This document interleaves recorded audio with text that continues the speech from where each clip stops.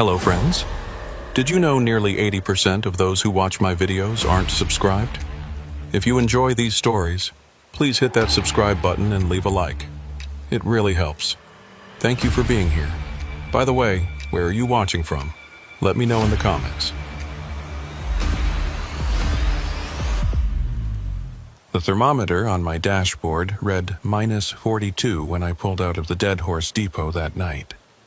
At those temperatures, the distinction between Celsius and Fahrenheit becomes almost meaningless. Cold is cold. The kind of cold that makes your diesel gel if you let the engine idle too long at the wrong RPM. The kind of cold that can kill you in 15 minutes if you step outside without proper gear. I'd been driving the Dalton Highway for 11 years, and I thought I understood what the Arctic could do to a man. I was wrong. My name is Rylan Merrick, and I haul freight for Polar Express Logistics out of Fairbanks. Mostly industrial equipment, drilling supplies, sometimes frozen goods for the camps up north. The Dalton is 400 miles of gravel, ice, and isolation, stretching from just north of Fairbanks all the way to Prudhoe Bay. In summer, it is brutal. In winter, it is something else entirely. Something that gets into your bones and stays there. That November, I was running a load of pipe fittings to a maintenance facility south of Coldfoot. Routine job. I had done it maybe 200 times before. The weather report said clear skies and moderate winds, which up here means you might actually be able to see the road in front of you. I left Dead Horse around 8 in the evening, planning to drive through the night and reach Coldfoot by morning. The northern lights were out, great curtains of green and purple rippling across the sky like something alive, beautiful and eerie at the same time. For the first 3 hours, everything was normal. The road was in decent shape, hard-packed snow with patches of glare ice that my chains could handle. I passed a few trucks heading north, exchanged the usual radio greetings, and settled into the rhythm of the drive. The heater was working well, I had coffee in my thermos, and the old country station out of Fairbanks was coming in clear enough to keep me company. Just another night on the Hall Road. It was somewhere around mile marker 230 that things started to feel different. I cannot point to any single moment when it changed. It was more like a gradual shift, the way the light changes when a cloud passes over the sun, except there was no sun and no clouds, just the darkness, and my headlights cutting through it, and the endless white of the tundra stretching away on both sides. The first thing I noticed was the silence on the radio. Channel 19 had been quiet for a while, which was not unusual at that hour, but this felt different. Heavier somehow. I tried calling out a few times just to see if anyone was around. Prior, Dead Horse southbound at 2:30. Anybody got their ears on. Nothing. Not even static. Just a flat, empty hiss that seemed to swallow my voice. I told myself the mountains were blocking the signal. There are dead zones all along the Dalton where you cannot raise anyone no matter how hard you try. It is one of the things that makes the highway so dangerous. If you break down in the wrong spot, you might be waiting hours or even days before another truck comes along. But I had driven through those dead zones plenty of times before, and this did not feel the same. This felt like something was absorbing the radio waves, like something was listening but refusing to answer. The second thing I noticed was the cold, not the outside temperature, which was holding steady at -40-something, but the cold inside my cab. My heater was running full blast, same as always, but the warmth seemed thinner somehow, less substantial. I could feel drafts coming from places where there should not be any drafts. The corners of the windshield, the seams around the doors, little fingers of frozen air probing their way inside, testing the boundaries of my shelter. I checked all my seals and vents. Everything looked fine. The temperature gauge said the cab was at 68 degrees, same as always. But it did not feel like 68. It felt like something was slowly stealing the heat away, degree by degree, so gradually that you would not notice until it was too late. I shook off the feeling and focused on the road, probably just my imagination. Probably just the isolation and the darkness playing tricks on me. I had been driving for over 6 hours by then, and fatigue can do strange things to your mind. I told myself I would stop at the next pullout and stretch my legs, get some fresh air, reset my brain. That was when I saw the headlights in my mirror. At first, I was relieved. Another truck on the road meant I was not completely alone out here. I watched the lights grow larger as the vehicle gained on me, and I moved over slightly to give them room to pass. But the lights did not pass. They settled in behind me, maybe a quarter-mile back, and stayed there. I slowed down a little, thinking maybe they wanted to draft behind me for fuel efficiency. Some drivers do that on long hauls. But when I slowed, they slowed. When I sped up, they sped up, always maintaining that same distance, always those same twin points of light floating in the darkness behind me. I grabbed my radio and tried to raise them. Southbound truck behind me on the Dalton. This is Merrick in the blue Kenworth. You want to come on around me, or are you planning to follow me all the way to Fairbanks? I kept my tone light, joking. Just one driver talking to another. But there was no response. Just that empty hiss that seemed even flatter than before. Maybe their radio was out. It happens. I decided to pull over at the next wide spot and let them pass. There was a pullout coming up in about 2 miles, a place where the road widened enough for trucks to stop without blocking traffic. I put on my signal and started to slow down. The lights behind me went out. 1 second they were there, 2 bright points in my mirrors, and the next second they were gone. No gradual dimming, no turning away. Just gone, like someone had flipped a switch. I stared at my mirrors for a long moment, trying to understand what I was seeing. The road behind me was completely dark, empty, as if there had never been another truck there at all. I pulled into the pullout anyway and stopped. My hands were shaking slightly as I put the truck in park, and I told myself it was just the cold. I grabbed my flashlight and climbed down from the cab, the frozen air hitting me like a physical blow. My breath came out in thick white clouds that hung in the air for a moment before dissipating. The silence was absolute. No wind, no engine noise from another vehicle, no sound at all except the ticking of my own truck as the engine cooled. I walked back along the road, shining my flashlight into the darkness. The beam seemed weak out here, swallowed up by the night almost immediately. I could see maybe 50 feet before the light just gave up and faded into nothing. The road behind me was empty. No tire tracks except my own. No sign that another vehicle had been there at all. I stood there for maybe 5 minutes, feeling the cold seep through my layers, listening to the silence. The northern lights were still dancing overhead, but they seemed dimmer now, farther away. I had the sudden irrational feeling that I was being watched, that something out there in the darkness was looking back at me, waiting to see what I would do. I got back in my truck and sat there for a while with the engine running, trying to make sense of what had happened. Maybe I had imagined the whole thing. Fatigue hallucination.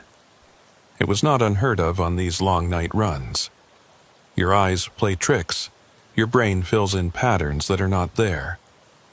I had probably seen a reflection from my own lights, or headlights from a truck on a parallel stretch of road, or something else that had a perfectly reasonable explanation.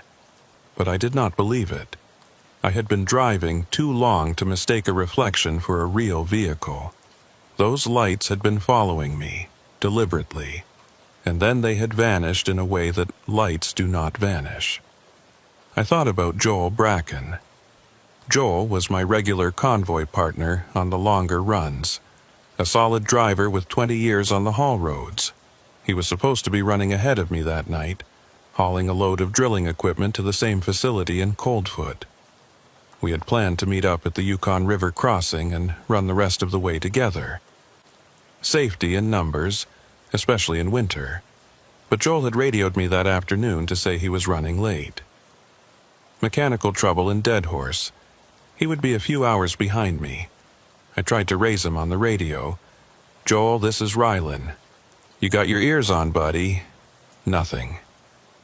That same flat silence. I tried Marla Kinsey at dispatch, but she was not answering either. The radio was not broken. I could hear the static the empty carrier wave. But no one was responding. I sat there in my cab watching the northern lights pulse and shimmer above the frozen tundra, and I felt more alone than I had ever felt in my life.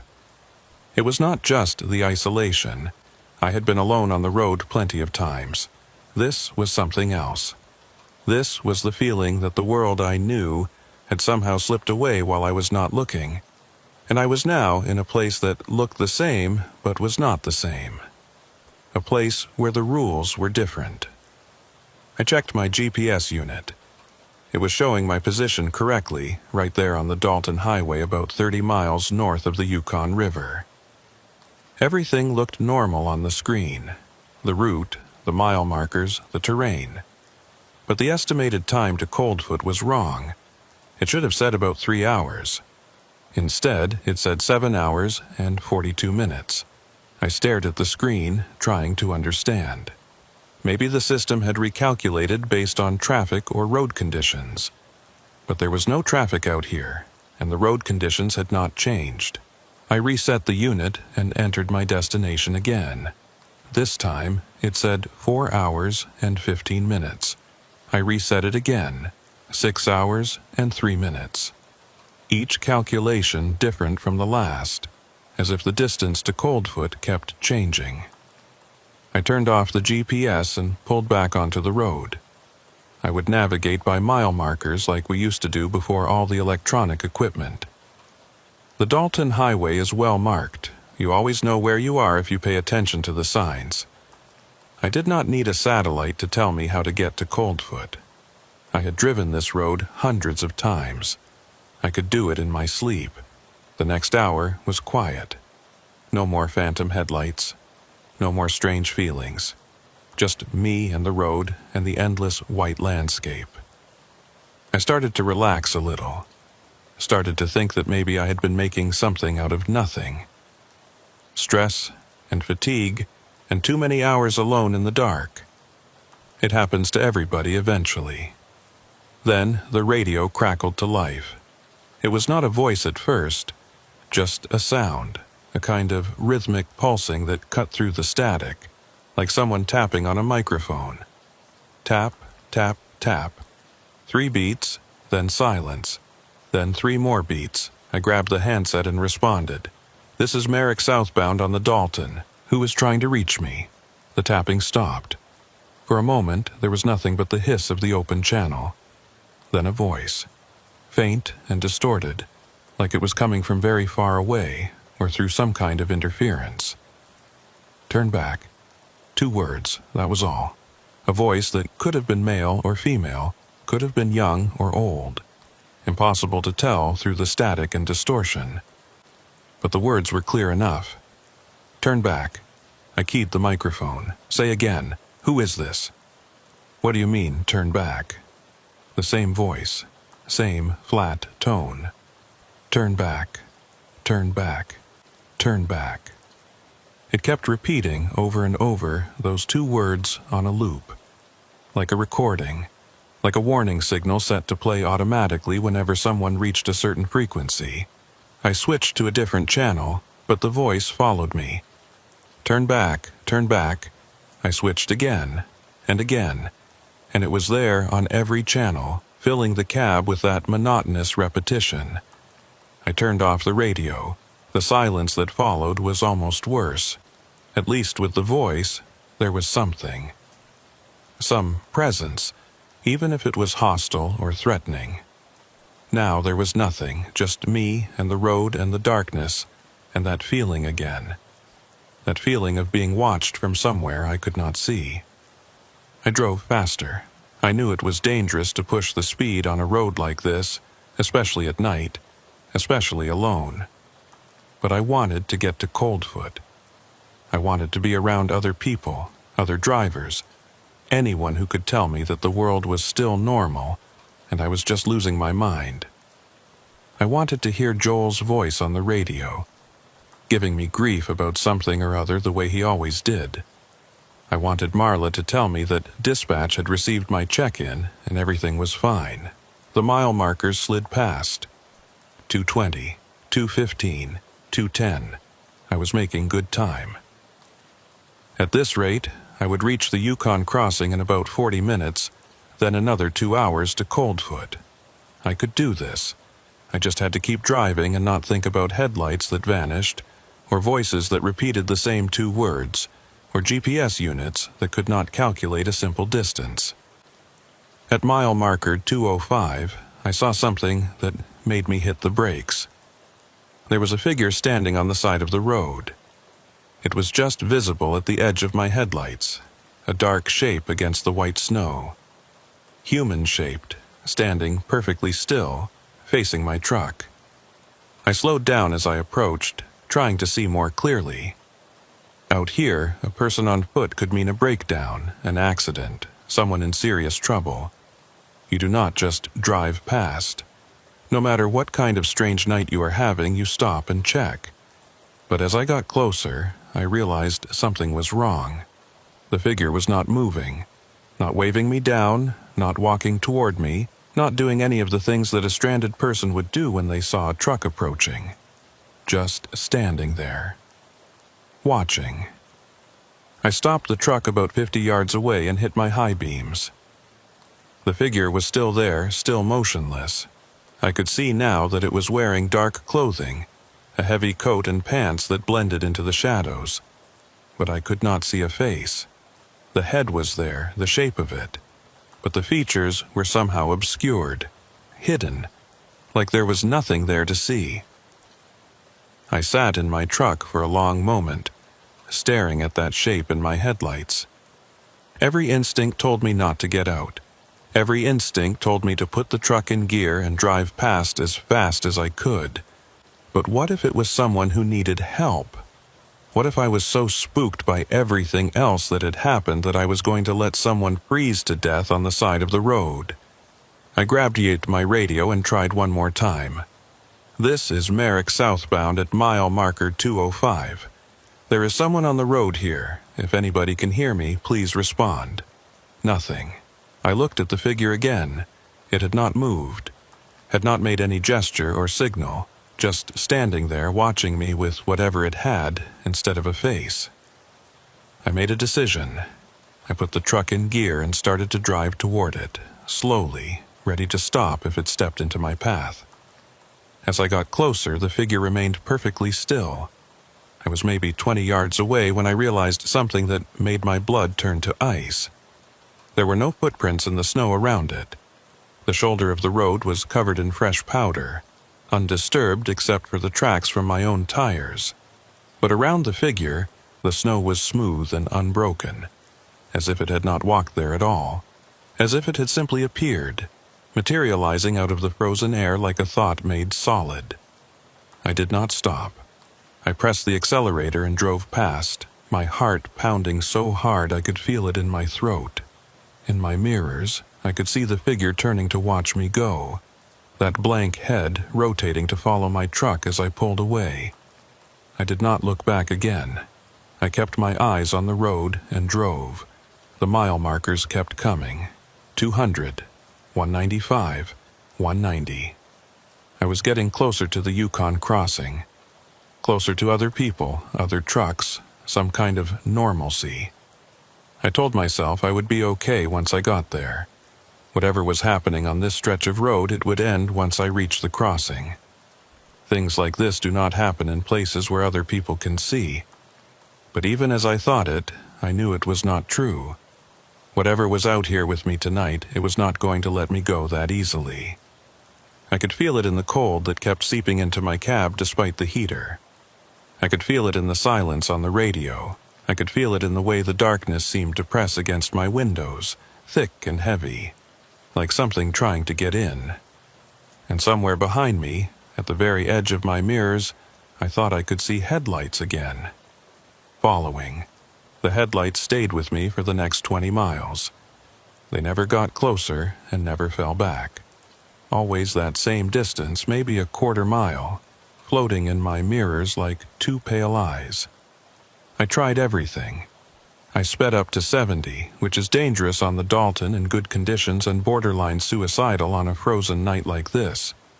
The lights matched my speed. I slowed to a crawl, hoping they would pass. They slowed too. I pulled over twice, sat with my engine idling, and my flashlight pointing out the rear window.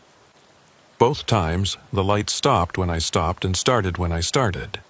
But they never came close enough for me to see what kind of vehicle they belonged to. The third time I pulled over, I got out of the truck. I do not know what I was thinking. Maybe I was not thinking at all. Maybe I had just reached the point where not knowing was worse than any possible answer.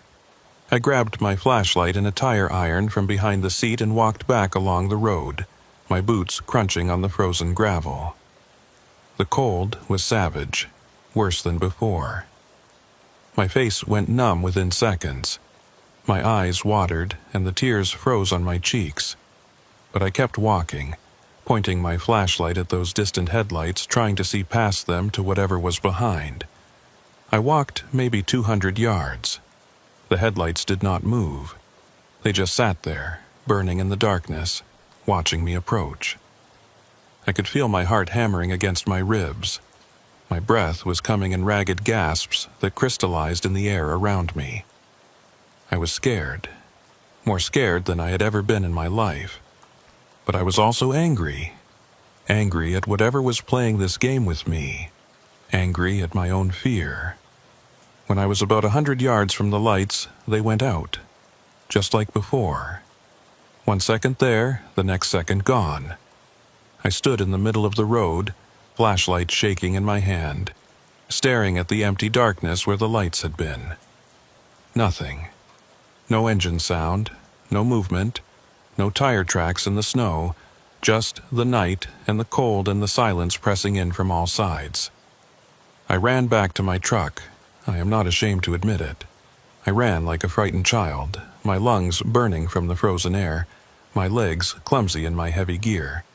I climbed into the cab and locked the doors and sat there shaking for a long time before I trusted myself to drive again. The Yukon River crossing was supposed to be 15 miles ahead. I had been watching the mile markers carefully, counting them down. 185, 180, 175.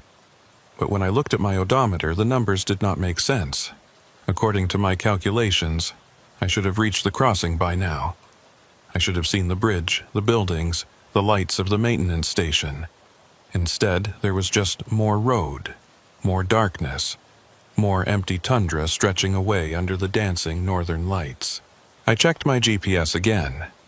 The screen was flickering now, the display jumping between different views like it could not decide what to show me. For a moment, I saw my position clearly, right there on the highway about 5 miles north of the crossing. Then the screen scrambled into static. Then it showed me somewhere else entirely, a location in the Brooks Range that was at least 50 miles from where I should have been. Then static again, then my correct position. Then nothing. I turned it off and drove by instinct. I knew this road. I had driven it so many times that I could feel the curves and grades in my bones. The crossing had to be close. It had to be. The radio came back on by itself. I had not touched it. I had left it off after that voice started repeating. But suddenly it was on again, volume turned up high, filling the cab with static and fragments of sound. I reached for the knob to turn it off, but then I heard something that made me stop. Rylan, my name, spoken clearly through the static. A voice I almost recognized. Rylan, this is Joel. Do you copy? Joel, my convoy partner, the man who was supposed to be running behind me tonight. I grabbed the handset so fast I almost dropped it. Joel, I read you. Where are you, buddy? I have been trying to raise you for hours. Static. Long seconds of nothing. then his voice again, but different this time. Distorted, like it was being filtered through something that did not quite understand how human speech worked. "I am behind you, Rylan. I have been behind you the whole time." My blood went cold. I looked in my mirrors, but the road behind me was dark. No headlights. No sign of another vehicle. "Joel, I do not see you. What is your position?" "Right behind you." His voice was flat now, emotionless. "I have been following you since Dead Horse. Why did you not stop when I flashed my lights?" "I did stop," I said. "I stopped 3 times. There was no one there. I was there, Rylan. I am always there. Why will you not look at me?" The hairs on my arms were standing up. This was not Joel. Whatever was speaking through that radio, using that voice, it was not my friend. Joel had a wife and 2 kids in Fairbanks. Joel told terrible jokes and complained about his back, and always identified himself properly on the radio. He would never talk like this, never sound like this. "Who is this?" I said. "This is not Joel. Who am I talking to?" Silence. Then a sound that might have been laughter, but it was wrong. Too high-pitched, too long. Not a sound that a human throat would make. "You should have turned back, Rylan." The voice was different now, deeper, older. That same voice that had been repeating those 2 words. "Now it is too late." The radio went dead. Not just silent, but dead. The power light off, the display blank. I tried the switch, tried changing channels, tried everything. Nothing worked. The radio was gone. I drove faster. The landscape was changing. I had not noticed it at first, too focused on the road and the radio and the headlights that kept appearing and disappearing. But now I could see that the terrain was not right. The Dalton Highway runs through river valleys and mountain passes, with specific landmarks at specific locations. I knew them all. The gentle curves near the Chandelar Shelf. The steep grades on the south side of Atigan Pass. The long, straight stretch approaching the Yukon. But the road I was on now did not match any of those landmarks. The curves came in the wrong places. The grades were too steep or too shallow. The terrain on either side was unfamiliar. Rock formations and frozen rivers that I had never seen before in 11 years of driving this route. I told myself it was just the darkness, just the disorientation of driving alone at night with no radio and no GPS and nothing but my own headlights to show me the way. But I did not believe it. I knew this road. I knew it like I knew my own name. And this was not it. The snow started about 20 minutes later. It came out of nowhere. One moment the sky was clear, the northern lights still visible overhead. The next moment the air was thick with white, flakes so dense I could barely see the hood of my own truck. I slowed to a crawl, my headlights reflecting off the wall of snow in front of me. Visibility dropped to maybe 10 feet, then 5, then nothing at all. I had been through whiteouts before. They are a fact of life on the Dalton, especially in winter. You slow down, you stay calm, you keep your wheels on the road and wait for it to pass. But this was different. This snow was not behaving like normal snow. It was not falling from above so much as appearing all around me, materializing out of the air itself. And it was not cold. Or rather, it was cold, but it felt wrong, artificial, like the cold from an open freezer rather than the cold of a natural storm. I stopped the truck. There was no point in driving when I could not see the road. I would wait it out, let the storm pass, then continue to the crossing. It could not be far now. It could not be. The silence in the cab was total. With the radio dead and the engine idling low, there was nothing to hear but my own breathing and the soft hiss of snow against the windshield. I sat there in that cocoon of white, feeling very small and very alone. Feeling like the rest of the world had disappeared, and left me here in this one small pocket of existence, cut off from everything I knew. That was when I heard the knocking. 3 sharp raps against the driver's side door, like someone standing outside, asking to be let in. I jumped so hard I hit my head on the roof of the cab. My heart was pounding, my hands shaking. I looked at the door, but the window was completely covered with snow. I could not see anything outside, could not tell if there was really someone there, or if the sound had come from somewhere else, the engine, the frame, something shifting in the cold. 3 more raps, louder this time, more insistent. "Who is there?" I called out. My voice sounded strange in the silence of the cab, thin and weak. "Hello? Who is out there?" No answer, just the snow and the silence and the feeling of something waiting on the other side of the door. I thought about the figure I had seen earlier, standing on the side of the road with no footprints around it, standing there in the cold with nothing where its face should be. If that thing was outside my door right now, if it was trying to get in. The knocking came again, but this time it was not on the door. It was on the windshield, right in front of me, right where my face would be if the glass was not there. Rap, rap, rap. I could see the snow moving with each impact, something pressing against the windshield from outside, hard enough to shake the glass in its frame. I shrank back in my seat, pressing myself against the far side of the cab, as far from the windshield as I could get. My hand found the tire iron on the passenger seat and I gripped it tight, knowing it would be useless against whatever was out there, but needing to hold something solid anyway. The knocking stopped. I sat there for a long time, barely breathing, waiting for it to start again. But there was nothing, just the snow and the silence. Whatever had been outside my truck, whatever had been trying to get my attention, it had gone away. Or it was waiting. After maybe 15 minutes, the snow began to thin. The wall of white in front of my windshield slowly became translucent, then transparent. I could see shapes emerging from the storm, the road, the shoulder, the tundra beyond.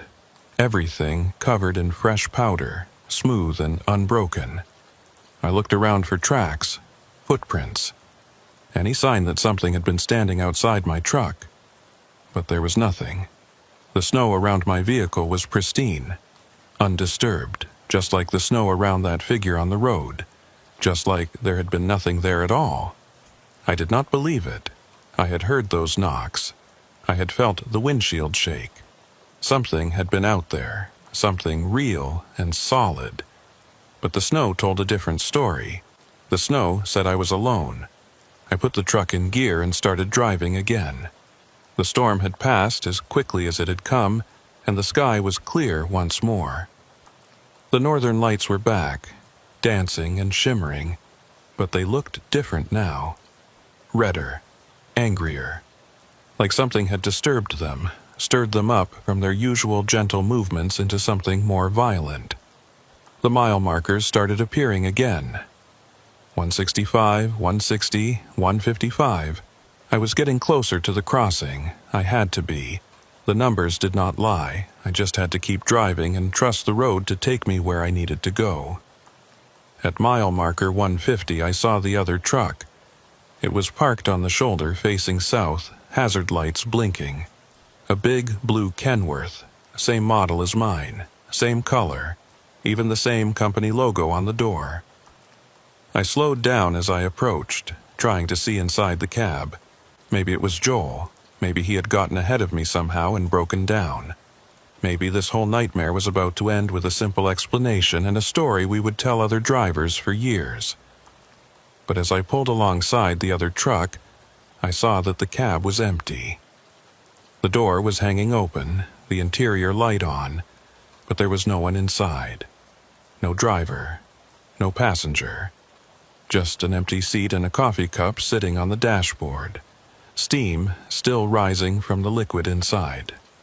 I stopped my truck and sat there for a moment, looking at that other Kenworth, looking at the coffee cup. Whoever had been driving that truck had left very recently. So recently that their coffee was still warm. But where had they gone? There was nothing out here. No buildings, no shelter, no reason for anyone to step away from their vehicle. And in this cold, no one would leave their door hanging open, not for any reason. Not unless they had no choice. I should have driven on. I knew that. Every instinct told me to put my foot on the gas and get away from that empty truck with its open door and its steaming coffee, and its complete absence of any explanation. But I could not. I had to know. I had to understand what was happening on this road tonight. I climbed down from my cab and walked toward the other truck. The cold bit into me immediately, needles of ice piercing through my gear. My breath came out in thick white clouds. My boots crunched on the frozen snow. As I got closer, I could see more details. The truck was identical to mine in every way. Same year, same model, same configuration. Even the same scratches and dents that I had accumulated over years of driving these rough roads. I looked at the door, at the company logo painted there. Polar Express Logistics, my company. And below the logo, the truck number and the driver name. Merrick, my name. On a truck that was not mine. On a truck that was sitting empty on the side of the road with its door hanging open and its coffee still warm. I stood there in the cold, staring at that name, trying to make sense of it, trying to find some explanation that did not involve the impossible. A mistake, a coincidence, another driver with the same name. But even as I thought these things, I knew they were not true. This was not another driver. This was not a mistake. This was my truck. Somehow, impossibly, this was my truck sitting here on the side of the road. Which meant, I looked at my own truck, still idling a few yards away. Looked at the door, at the logo, at the name painted there. Merrick, the same. Both trucks the same. Both names the same. As if I had somehow split in two, and one version of me had kept driving, while another version had stopped here and walked away into the frozen night. Or, as if something else had copied my truck. Made a duplicate. A lure. I backed away from the empty Kenworth, my eyes scanning the darkness around me. Looking for movement. Looking for the driver who should have been there. Looking for whatever had made this copy and set it here for me to find. That was when I saw the footprints. They led away from the open door, across the shoulder, and out into the tundra. A single set of tracks, crisp and clear in the fresh snow. Human footprints, boot treads that looked exactly like the ones I was wearing. They went straight out from the truck, maybe 50 yards, and then they stopped. Just stopped. As if whoever had made them had walked out into the empty tundra and then vanished. Ceased to exist, been taken. I followed the tracks with my eyes, out to that point where they ended. The snow there was undisturbed, no sign of a struggle, no sign of anything at all. Just the footprints and then nothing. I ran back to my truck. I did not walk, I did not look back. I ran as fast as I could in my heavy gear, my breath tearing at my lungs, my legs burning.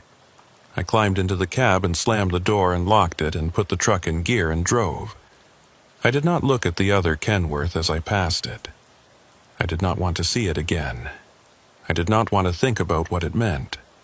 The mile markers counted down. 145, 140, 135. I was flying now, driving faster than I should, faster than was safe. But I did not care. I needed to get to the crossing. I needed to find other people, other trucks, some proof that the world still existed beyond this nightmare stretch of road. At mile marker 130, the radio came back on. I had not touched it. The power light was still off, the display still blank. But sound was coming from the speakers. That same rhythmic tapping, that same signal, tap, tap, tap, and then the voice. You found it, Rylan. the flat, inhuman tone, the words that were not quite words. You found what we left for you. Now you understand. Now you know what happens to drivers who do not turn back. I grabbed the handset and screamed into it. Who are you? What do you want from me? What is happening on this road? Silence. Then that sound that might have been laughter. The road takes what it needs, Rylan. It has taken so many. Drivers who came this way and never left. Drivers who are still here, still driving, still looking for the crossing that they will never reach. You could have turned back. You could have listened. But you did not. And now you are ours. The radio died again. Dead. Silent. Cold. I looked at the road ahead of me, at the endless darkness stretching out beyond my headlights. Looked at the mile markers counting down toward a destination that seemed to get farther away the closer I got. Looked at my mirrors, at the empty road behind me. Empty. No headlights. Not anymore. And somehow, that was the most frightening thing of all. I drove for another hour without seeing another vehicle. The mile markers kept counting down, but they had stopped making sense. 125, 120, 115. According to those numbers, I should have crossed the Yukon River 40 miles ago. I should have been well past Coldfoot by now, climbing toward Adigun Pass, leaving this nightmare behind. But the crossing never came. The bridge never appeared. Just more road, more darkness, more frozen tundra stretching away into nothing. I had stopped checking my odometer. The numbers there did not match the mile markers, and they did not match my own sense of how far I had traveled. Time had become slippery, too. My dashboard clock said it was just past 3 in the morning, but it felt like I had been driving for days, weeks, like the night had stretched itself out around me and refused to end. The cold was getting worse. My heater was still running full blast, the fan on high, the temperature gauge showing 68 degrees. But the cab felt like an icebox. I could see my breath now, faint white clouds forming in front of my face. Frost was creeping across the inside of the windshield, delicate patterns of ice that spread a little further every time I looked. I scraped at them with my glove, but they came back within minutes. The cold was inside the truck now. Inside with me. I tried to think clearly, tried to figure out what to do. I could not go back. Whatever was behind me was worse than whatever was ahead. I could not stop. If I stopped, I would freeze. The only option was to keep driving, keep moving, and hope that eventually I would reach somewhere. Anywhere. Someplace that made sense. The fuel gauge was dropping faster than it should. I had filled up in Dead Horse before I left, topped off both tanks. That should have given me enough diesel to reach Fairbanks with plenty to spare. But the needle was already below half, dropping toward the quarter mark. I was burning fuel at an impossible rate, as if the engine was working harder than it should be, as if something was draining the tanks from outside. I thought about Joel again. Real Joel, not the thing that had spoken to me through the radio. He should have been behind me somewhere, running the same route, hauling his load to the same destination.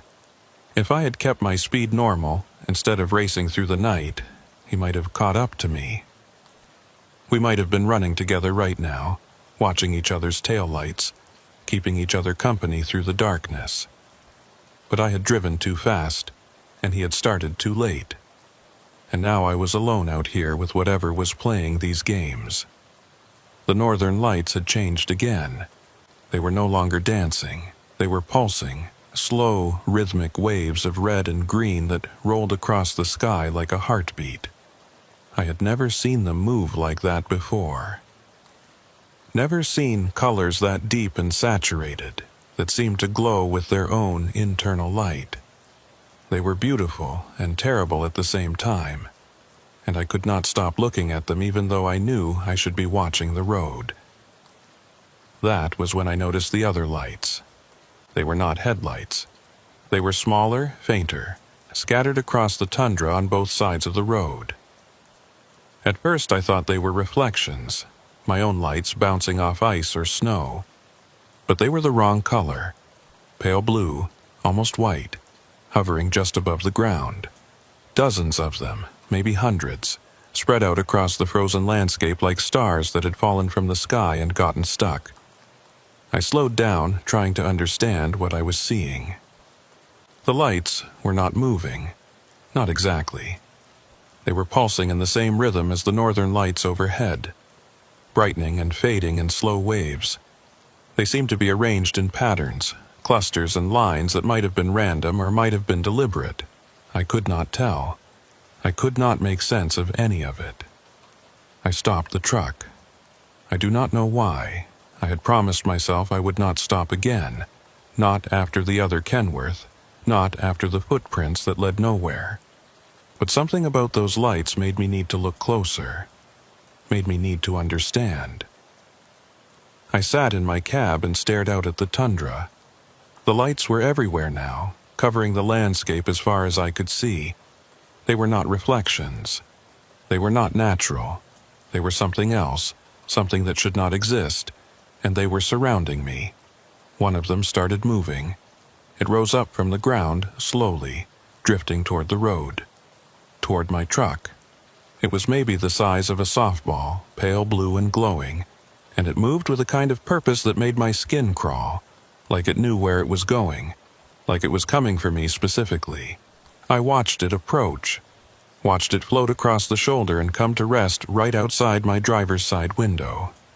It hovered there, pulsing gently, and I had the sudden overwhelming feeling that it was looking at me, that there was something inside that light, some intelligence, some awareness, that it wanted something from me. I pressed myself back against the passenger side of the cab as far from that light as I could get. My hand found the tire iron again. My heart was hammering so hard I could feel it in my throat. The light just hovered there, patient, waiting. The cold in the cab got worse. I could feel it now, a physical presence, pressing against my skin, seeping into my bones. Then the light moved again. It drifted forward toward the windshield and passed through. I do not mean it broke the glass. I mean it passed through, like the windshield was not there at all. One moment it was outside, and the next moment it was inside, hovering in the air in front of me. I could feel the cold coming off it. A deep, aching cold that made the Arctic night seem warm by comparison. I could feel something else, too. A pressure in my head. A presence. Something trying to get inside my mind the way it had gotten inside my truck. I swung the tire iron. I do not know what I expected to happen. You cannot hit light. You cannot hurt something that has no substance. But I swung anyway, a wild, desperate swing, and the iron passed through the light and hit the dashboard with a crack that echoed through the cab. The light flickered, wavered. Then it drifted backward, through the windshield again, and rejoined the others outside. For a long moment, nothing happened. The lights just hung there, hovering over the tundra, pulsing in their slow rhythm. Then, all at once, they went out. Darkness. Complete and total. The northern lights were gone too, leaving the sky black and empty. My headlights were the only illumination, 2 weak beams cutting through the night, showing me the road ahead and nothing else. The cold in the cab began to ease, slowly, degree by degree. The frost on the windshield started to melt. I sat there for a long time, shaking, trying to process what had just happened. The light had come inside my truck. It had been in here with me, and it had tried to do something, tried to get into my head, tried to make contact or take control or I do not know what. If I had not swung at it, if I had just sat there and let it, I did not want to think about that. I put the truck in gear and started driving again. The road ahead was dark and empty. The tundra on either side was dark and empty. Everything was dark and empty, and I was the only thing moving through this frozen void, this place that was not quite the world I knew. The radio came on again. I flinched when I heard the static, my hands jerking on the wheel. But this time it was not the flat voice or the tapping signal. This time it was something else, something that made me lean forward and turn up the volume even though every instinct told me not to.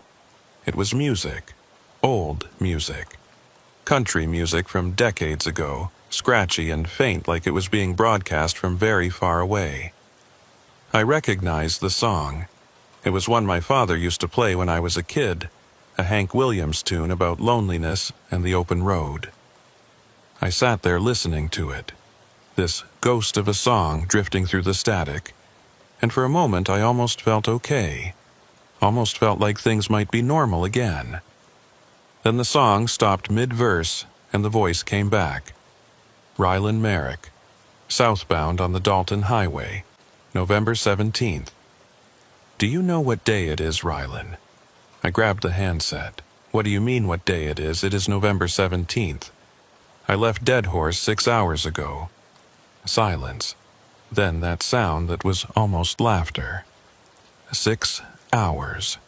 Is that what you think? Is that what your clock tells you? I looked at the dashboard.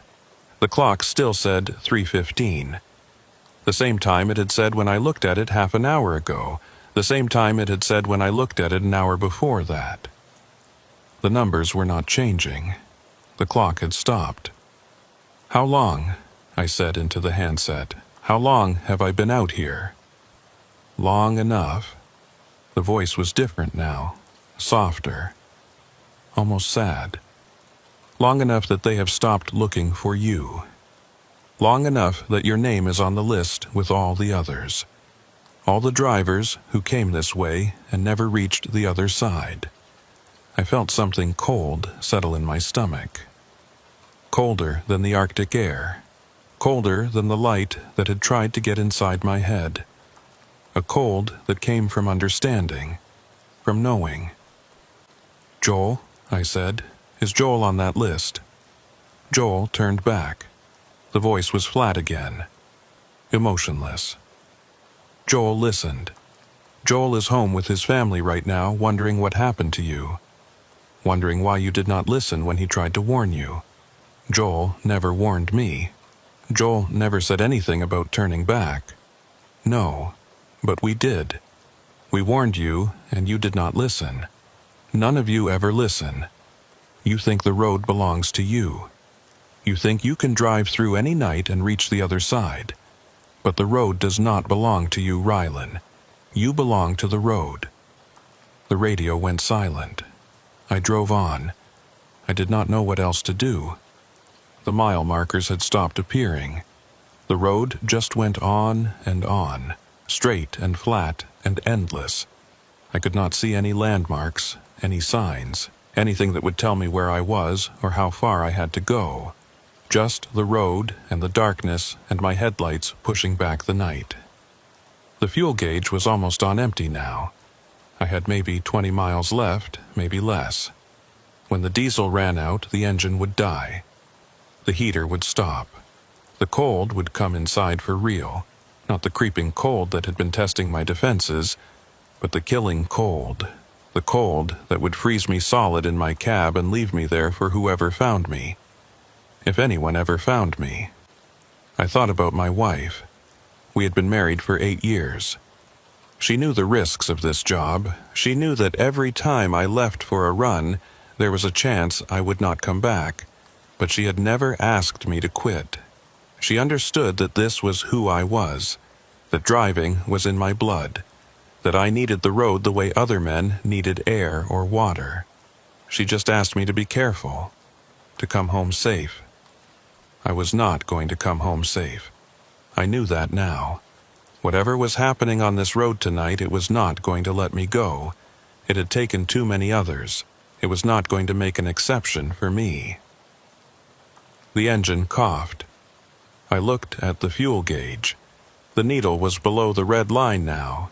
down in the zone where the tanks were supposed to be empty. But the engine kept running, coughing and sputtering, fighting to stay alive. I nursed the throttle, trying to coax every last drop of diesel through the injectors, trying to make it just a little farther. A light appeared ahead, not the pale blue lights from the tundra. This was different. Yellow. Warm. The kind of light that comes from buildings and windows and places where people live. I sat up straighter, hardly daring to believe it. A light meant a town, a station, a shelter. A light meant other people. A light meant I was not alone. The engine coughed again, harder this time, and the truck began to slow. I pressed the accelerator, but there was nothing left to give. The diesel was gone. The engine was running on fumes and faith, and neither of those would last much longer. The light was getting closer.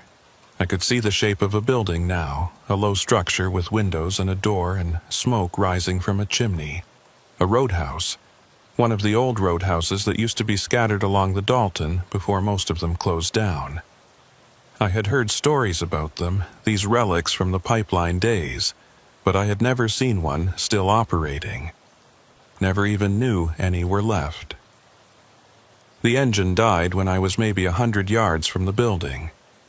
The truck rolled to a stop, silent, dark. The heater fan wound down and stopped. The cold began to come in immediately, fingers of ice reaching through every crack and seam. I had minutes, maybe less, before the cab became a freezer. I grabbed my coat and my flashlight and climbed down from the truck. The cold hit me like a wall, so intense it took my breath away. I could feel my skin tightening, my lungs burning. The roadhouse was 100 yards away. I just had to make it 100 yards. I started walking, running. My legs were stiff from hours in the cab, and my gear was heavy, and the cold was doing everything it could to stop me. But the light was there, warm and yellow and real, and I kept my eyes on it and did not look back. The door of the roadhouse opened when I was maybe 20 feet away. A figure stood there, backlit by the glow from inside. I could not see features, could not tell if it was a man or a woman, just a shape, waiting, watching me approach. I reached the door and pushed past the figure, into the warmth, into the light. I stood there gasping, shaking, feeling the heat soak into my frozen body, feeling like I had been saved, like I had made it, like the nightmare was finally over. Then I turned around and looked at the figure who had opened the door, and the nightmare got worse. The man standing in the doorway was wearing my face. Not a similar face, not a family resemblance. My face. The same eyes, the same jaw, the same scar above the left eyebrow, where I had cut myself on a truck mirror 15 years ago. He was wearing the same clothes I was wearing, the same coat, the same boots. He was looking at me with an expression I had seen in my own mirror 1,000 times. That mixture of exhaustion and weariness that comes from too many hours on the road. I stumbled backward, away from him, and hit a table behind me. The impact knocked over a coffee cup and I heard it shatter on the floor, but I did not look down. I could not take my eyes off the thing that looked like me. It smiled, my smile. The crooked one that my wife always said made me look like I was getting away with something. "You made it," it said, my voice. Exactly my voice, down to the slight rasp I get when I have been talking too long or breathing too much cold air. "We were not sure you would. Most of them do not make it this far." I tried to speak, but nothing came out. My throat was frozen. My whole body was frozen, and not from the cold. The thing that looked like me stepped closer. I could see now that it was not perfect. The details were right, but there was something wrong with the way they fit together. The proportions were slightly off. The movements were too smooth, too fluid, like something that had learned to imitate a human being but did not quite understand how the pieces were supposed to work. "You have questions," it said. "They always have questions. But the questions do not matter. The answers do not matter. The only thing that matters is that you are here now, with us. I found my voice. What are you? It tilted its head, that gesture I make when I am thinking about something. We are what the road makes. We are the drivers who did not turn back. We are the ones who kept going when we should have stopped, who pushed through when we should have listened. We are you, Rylan. Or we will be. I looked around the roadhouse for the first time. It was old, run down, the kind of place that had not seen maintenance in decades. The furniture was covered in dust. The windows were dark and grimy.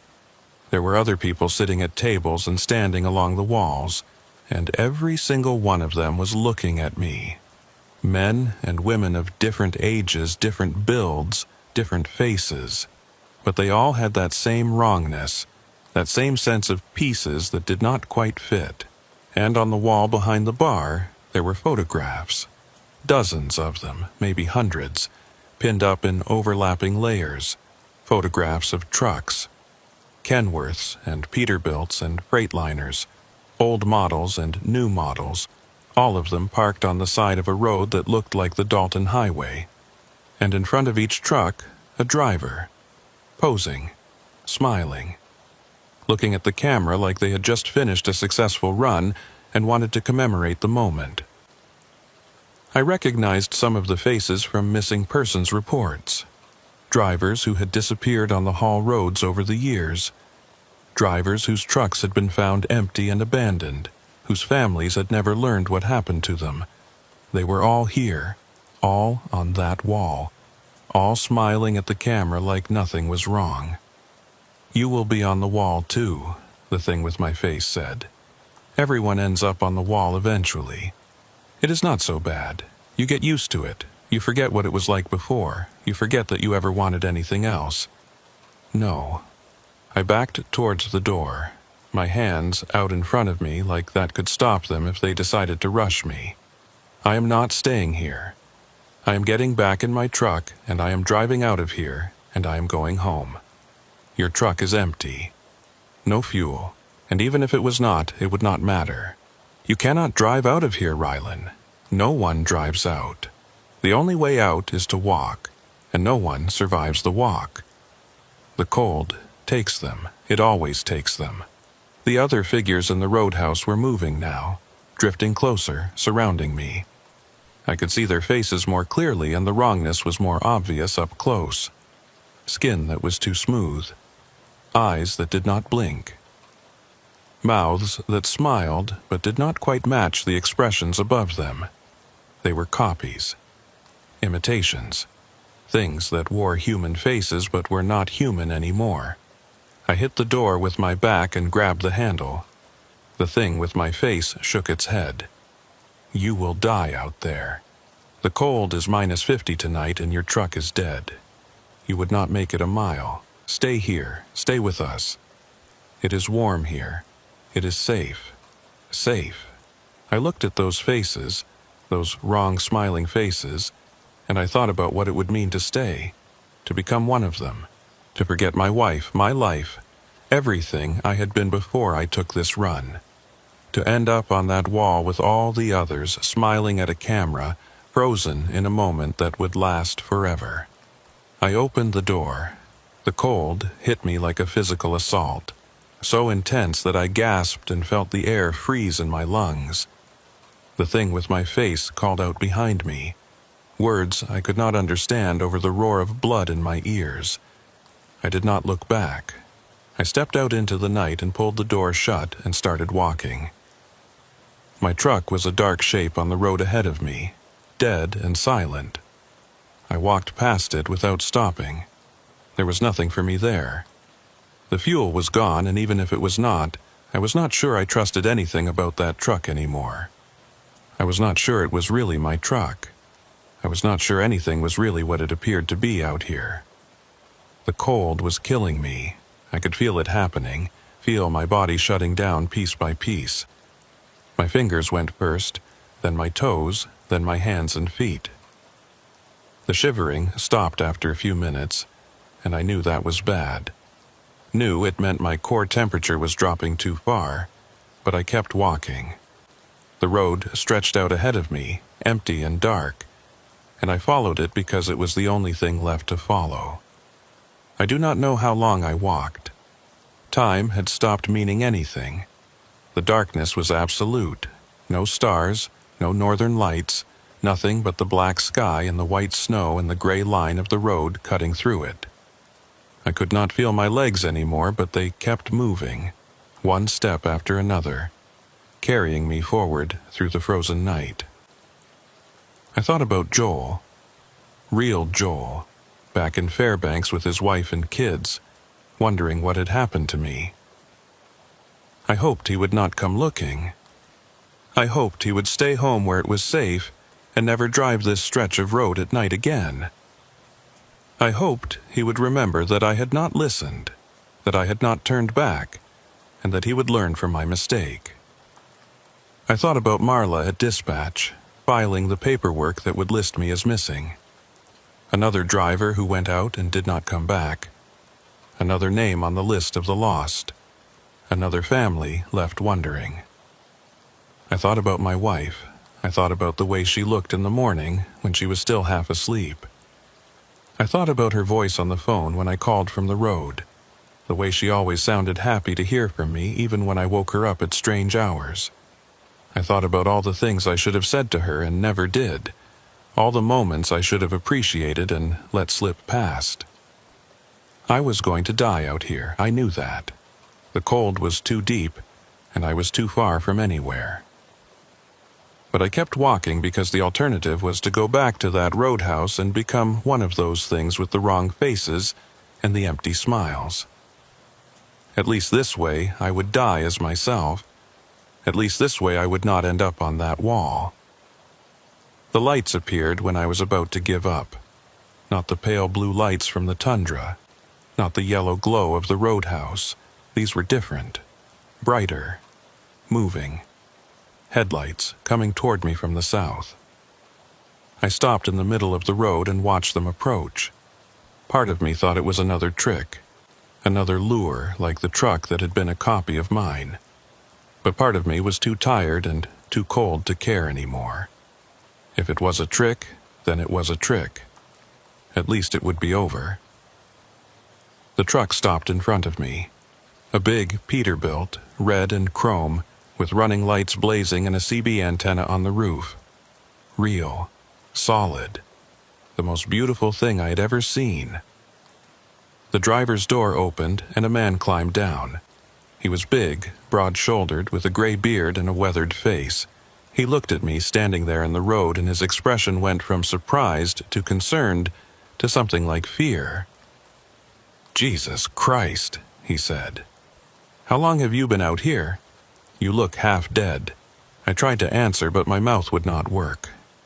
The cold had gone too deep. I could not feel anything anymore, could not make my body do what I wanted it to do. The man grabbed me and half carried me to his truck, boosting me up into the cab. The heat inside was overwhelming, painful, like being stabbed with 1,000 needles as my frozen skin started to come back to life. I sat there shaking and gasping while the driver got back behind the wheel and put the truck in gear. "I'm taking you to Coldfoot," he said. "There's a medical station there. We need to get you looked at. What happened to your truck?" I tried to tell him, tried to explain about the lights and the radio and the roadhouse with the wrong people, but the words would not come out right. They kept getting tangled up, mixed together, and I could see from his expression that I was not making any sense. "It is okay," he said. "Just rest. We will get you sorted out at Coldfoot." I leaned back in the seat and closed my eyes. The heat was soaking into me, pushing out the cold, bringing me back to life. I could feel my fingers again, my toes, the parts of me that I had thought were gone for good. I was going to survive.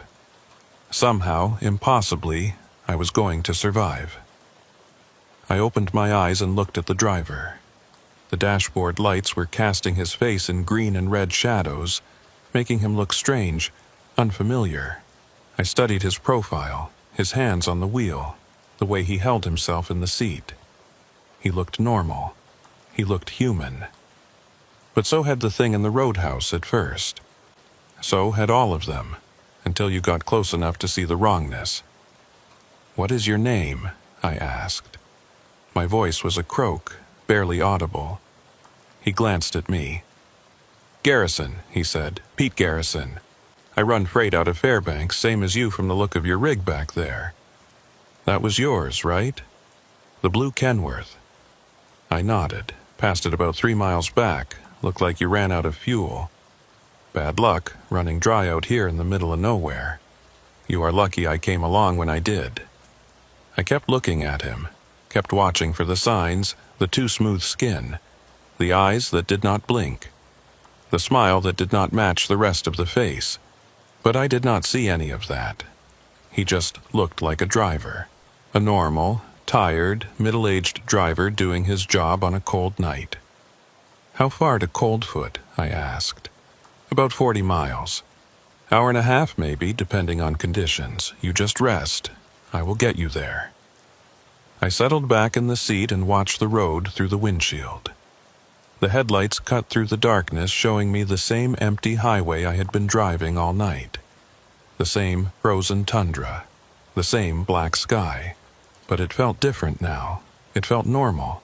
Like I had crossed back over from wherever I had been into the world I knew. The mile markers started appearing again. 95, 90, 85. Counting down toward Coldfoot, toward safety, toward the end of this nightmare. I watched them pass and I let myself believe that it was really over. That I had made it. That I was going home. We reached Coldfoot just as the sky was starting to lighten in the east. The little cluster of buildings appeared around a bend in the road, lights glowing in the windows, smoke rising from chimneys. Real buildings, real people. I had never been so happy to see a truck stop in my life. Garrison pulled into the parking area and helped me down from the cab. There were other trucks there, other drivers moving around, the ordinary bustle of a highway rest stop in the early morning. I stood there in the cold and breathed it in, this beautiful mundane reality that I had thought I would never see again.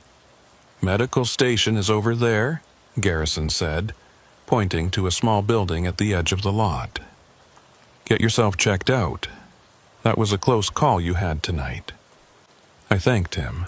I tried to find words for what he had done, for what it meant that he had come along when he did, but nothing seemed adequate.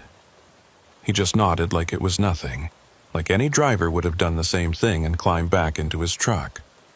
I watched him pull out of the lot and head north toward Dead Horse, toward the road I had just escaped. His taillights dwindled in the distance and then disappeared around a curve, and he was gone. The medical station patched me up. Mild frostbite on my fingers and toes, some hypothermia, nothing permanent. They asked me what had happened, and I told them I had run out of fuel and had to walk. I did not tell them about the lights or the radio or the roadhouse. I did not tell them about the thing that had worn my face. They would have thought I was crazy. Maybe I was crazy. Maybe the whole night had been a hallucination brought on by cold and exhaustion and too many hours alone in the dark. I called my wife from the station phone. She cried when she heard my voice. She had been worried when I did not check in, had been calling dispatch every hour looking for updates. I told her I was okay. I told her I loved her. I told her I would be home soon. Then I called Marla at dispatch to report what had happened. She was relieved that I was safe, but she was also confused. "Your truck is at Coldfoot," she said. "It arrived about 2 hours ago. One of our other drivers brought it in. Said he found it on the side of the road with the engine running and no one inside. Figured you had caught a ride with someone and he should not leave it out there." I felt something cold move through me that had nothing to do with the weather. "What driver?" I said. "Who brought it in?" She checked her records. "Pete Garrison. He runs the Dead Horse route, same as you. Said he tried to raise you on the radio but did not get any answer, so he just drove your truck to Coldfoot and left it in the lot." I went outside and looked at the parking area. My truck was there, the blue Kenworth, sitting in a spot near the fuel island looking exactly the way it had when I left Dead Horse a lifetime ago. I walked over to it slowly, my heart pounding, my hands shaking. The cab was empty. The keys were in the ignition. The fuel gauge was showing full. Full. Like it had never been empty at all. Like the whole night of driving and running out of diesel and walking through the frozen dark had never happened. I climbed inside and sat in the driver's seat. Everything was the same. Everything was exactly the way I had left it. My coffee thermos in the cup holder, my logbook on the dash, my coat hanging on the hook behind the seat. The coat I was wearing right now. The coat I had been wearing all night. I looked at the coat on the hook. I looked at the coat I was wearing. They were the same coat, the exact same coat. Something on the dashboard caught my eye. A photograph tucked into the corner of the windshield where the sun visor meets the glass. I pulled it out and looked at it. It was a picture of me, standing in front of my truck on the side of a road that looked like the Dalton Highway, smiling at the camera, looking like I had just finished a successful run and wanted to commemorate the moment. I had never taken that photograph. I had never seen it before. But there I was, smiling, happy, frozen in a moment that would last forever. I thought about that wall in the roadhouse. All those drivers. All those photographs. All those people who had gone out on the road and never come back. I thought about Pete Garrison, who had picked me up in the middle of nowhere and driven me to safety. Pete Garrison, who had somehow also brought my truck to Coldfoot at the same time. Pete Garrison, whose face I had watched all during that ride, looking for signs of wrongness, looking for proof that he was one of them. I never saw any signs, but that did not mean they were not there. I left Coldfoot that morning and drove south, toward Fairbanks, toward home. I have not driven the northern route since then. I have not gone back to Dead Horse or run the Hall Road at night. I told my company I needed a different route and they gave me one, no questions asked. Maybe they could see something in my face. Maybe they had heard stories from other drivers. Maybe they knew. I still have the photograph. I do not know why I kept it. I should have burned it. I should have thrown it away and never thought about it again. But I kept it, and sometimes, late at night when I cannot sleep, I take it out and look at it.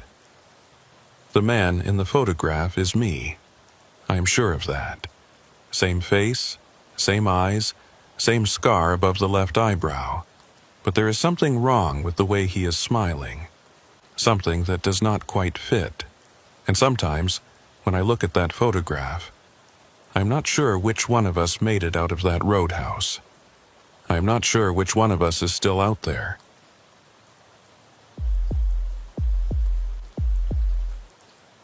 The ice road across Great Slave Lake was supposed to be closed. That was what dispatch told me when I called in from Yellowknife that morning. Temperatures had been fluctuating for 3 days straight, climbing above freezing during the afternoons and then plummeting back down at night. The freeze-thaw cycle was weakening the ice, creating pockets of slush and pressure ridges that could swallow a truck whole. The territorial government had shut down the crossing until conditions stabilized. No exceptions. But I had a load of mining equipment that needed to reach a diamond operation on the far side of the lake, and every day of delay was costing somebody a lot of money. The dispatcher, a woman named Corinne, who had been running freight logistics in the Northwest Territories for 20 years, told me there might be another way. An older route that followed the eastern shore of the lake instead of cutting straight across. It added 6 hours to the trip and the road was rough, but it was still open. Technically, I should have waited. I knew that even then. But I had been driving ice roads for 9 years, and I had developed the kind of confidence that comes from surviving things that should have killed you. I had driven through whiteouts that reduced visibility to 0. I had crossed ice that groaned and cracked beneath my wheels. I had spent nights in my cab at 50 below, listening to the metal contract and wondering if the engine would start in the morning. I thought I knew what the North could do. I thought I was ready for anything. My name is Dawson Pike, and I was wrong. I left Yellowknife around noon, heading northeast on the winter road toward the lake. The sky was overcast, a flat, gray ceiling that seemed to press down on the landscape and squeeze out all the color. The trees along the road were black skeletons against the snow, birch and spruce stripped bare by the wind. There was no traffic. I had the road to myself, just me and 40 tons of drilling equipment and the silence of the northern bush. The route Corinne had given me was not on any of my maps. She had described it over the phone, turn by turn, and I had written the directions on a piece of paper that I kept on the dashboard. It was old, she said, a road from the early days of the mining boom, before they built the main ice crossing. Some of the markers might be missing. Some of the landmarks might have changed. But if I followed her directions carefully, I would reach the far shore by nightfall. The first 2 hours went smoothly. The road was rough but passable, frozen gravel and packed snow that my chains could handle. I made decent time, watching the mile markers count up as I pushed deeper into the bush. The overcast sky began to break up around mid-afternoon, patches of blue appearing between the clouds, and I started to think that maybe this run would not be so bad after all. Then the snow started. It came out of nowhere, the way it always does up here. One minute I could see for miles. The next minute I was driving through a wall of white. The flakes were small and hard, driven by a wind that had picked up without warning, and they hit my windshield like tiny fists. I slowed down and turned on my fog lights, but they did not help much. The snow just reflected the light back at me, turning the world into a featureless white blur. I checked my directions. According to Corinne, I should be approaching a junction where the road split, one fork continuing along the shore and the other heading out onto the lake ice. The shore route was longer but safer. The ice route was direct but risky given the current conditions. She had told me to take the shore route. She had been very clear about that. But I could not find the junction. The snow was too heavy, the visibility too poor. I kept driving, watching for any sign of a turnoff, any marker that would tell me where I was. Nothing, just the road and the snow and the darkness that was starting to gather at the edges of the day. I should have stopped. I should have pulled over and waited for the storm to pass. But stopping in a whiteout is almost as dangerous as driving in one. Other vehicles cannot see you. You can get buried. You can run your engine to stay warm and then run out of fuel and freeze. The safest thing is to keep moving, find shelter, get somewhere with walls and a roof and other people. So I kept driving. The road began to change. The gravel gave way to something smoother, harder, and I realized with a jolt of fear that I was on ice. I had missed the junction somehow. I had taken the wrong fork, and now I was out on the lake, driving across frozen water that the government had declared unsafe for travel. I stopped the truck and sat there for a long moment, trying to decide what to do. I could not see anything through the snow. I did not know how far I had come onto the ice, or how far I had to go to reach the other side. I did not know if the ice beneath me was solid, or if I was sitting on top of a pressure ridge that could give way at any moment. The smart thing would be to turn around, go back the way I came, find the shore route, add the extra hours to my trip, and arrive late, but alive. That was what any experienced ice road driver would do. That was what I should have done. But when I looked in my mirrors, I could not see the road behind me. The snow had covered my tracks. The way back was as invisible as the way forward. I was in the middle of the lake with no idea which direction led to safety and which direction led to open water. I made a decision. I would keep going forward. I would drive slowly, carefully, and trust that the ice would hold. The mining operation was on the far side of the lake. If I kept heading northeast, I would eventually reach it. I just had to stay calm and stay on course. The first sign of trouble came about 20 minutes later. I heard it before I felt it. A deep, groaning sound from somewhere beneath me, like a giant waking up from a long sleep. The ice was talking. That was what we called it when the frozen surface made noise. Usually it was just thermal expansion, the ice adjusting to temperature changes, nothing to worry about. But this sound was different. This sound was angry. I felt the vibration through my seat, through the steering wheel, through the floor of the cab. The ice was moving, not cracking, not yet, but shifting, settling. I could feel the whole surface tilting slightly like a table with an uneven leg. I pressed the accelerator gently, trying to get moving again without putting too much stress on the ice. The truck lurched forward, chains biting into the frozen surface. The groaning sound continued, following me, surrounding me. I could not tell where it was coming from. It seemed to be everywhere at once. The snow was still falling, still reducing visibility to almost nothing. I was driving blind, navigating by instinct and hope. The compass on my dashboard said I was heading northeast, but compasses could be unreliable this far north. The magnetic pole played tricks with the readings. I could be going in circles and never know it. Then the groaning stopped. The silence was worse. It meant the ice had finished moving. It meant whatever was going to happen had already happened. I held my breath and waited for the crack, for the sudden lurch, for the freezing water to come rushing up through the broken surface. But nothing happened. The ice held. I kept driving. It was almost dark when I saw the lights.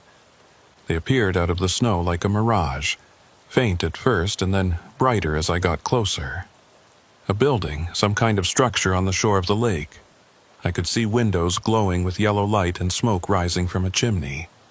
A roadhouse, one of the old supply stations that used to serve the mining camps before the main routes were established. I did not know there was a roadhouse on this part of the lake. Corinne had not mentioned it. But I was not going to question my luck. I needed to get off the ice.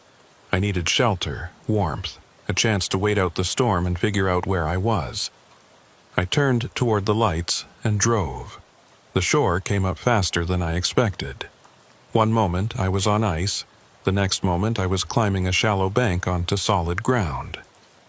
The roadhouse was just ahead. A long, low building made of logs and corrugated metal. It looked old, decades old, but the lights were on and smoke was coming from the chimney. Someone was there. Someone who could help me. I parked my truck in front of the building and climbed down from the cab. The wind hit me immediately, driving snow into my face and stealing my breath.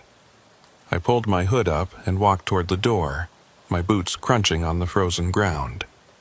There was no sign, no name on the building. Just a plain wooden door with a small window set into it. I knocked, no answer. I knocked again, harder, still nothing. I tried the handle and the door swung open. The inside of the roadhouse was warm. That was the first thing I noticed. Warm and dry and lit by oil lamps that cast flickering shadows on the walls. There was a main room with a counter and some tables and chairs, and a hallway leading back to what I assumed were private rooms. A fire was burning in a stone fireplace at the far end of the room, but there was no one there, no staff behind the counter, no customers at the tables. The place was empty. "Hello," I called out. "Anyone here?" No answer, just the crackle of the fire and the moan of the wind outside. I walked further into the room, looking around. The roadhouse was old but well-maintained. The furniture was simple but solid. There were photographs on the walls, black and white images of trucks and drivers from decades past. Men in heavy coats standing next to machines that looked primitive compared to what we drove now. Pioneers of the ice roads, the ones who had come before. I found a guest book on the counter and flipped through it. The entries went back years. Names and dates and brief comments about road conditions and weather. Most of them were from drivers passing through on the old route, the same route I was trying to take. But the most recent entry was from 3 years ago. No one had signed in since then. That was strange. If the roadhouse was abandoned, who had lit the fire? Who had turned on the lamps? Who was keeping this place warm and ready for guests? "Hello?" I called again. My voice sounded thin in the empty room. "Is anyone here?" I heard a sound from the hallway. A door opening and closing. Footsteps. A woman emerged from the back of the building. She was middle-aged, with gray hair pulled back in a bun and a weathered face that spoke of years in the north. She was wearing an apron and wiping her hands on a cloth, like she had been in the middle of preparing food. "Sorry," she said. "Did not hear you come in. Storm is loud tonight." I apologized for barging in and explained my situation. Lost on the ice crossing, caught in the whiteout, looking for shelter until the storm passed. She nodded like she had heard the story before. "Happens more than you would think," she said. "Drivers miss the junction, end up on the old route, find their way here. You are lucky you saw the lights. Not everyone does." I asked her name. "Maeve Cotter," she said. She ran the roadhouse with her husband, had been doing it for almost 30 years. I did not ask where her husband was. Something in her tone suggested I should not. She offered me food and a room for the night. I accepted gratefully. While she went to prepare something in the kitchen, I sat at one of the tables near the fire and tried to warm up. The heat felt good on my face and hands, but I could not shake the chill that had settled into my bones. It was not just the cold from outside, it was something else. Something about this place. I looked at the photographs on the walls again. The drivers in those pictures were all smiling, posing proudly next to their trucks. But there was something wrong with the images. Something I could not quite identify. The men looked happy, but their eyes did not match their smiles. They looked tired, worn down, like they had been driving for a very long time and had forgotten how to stop.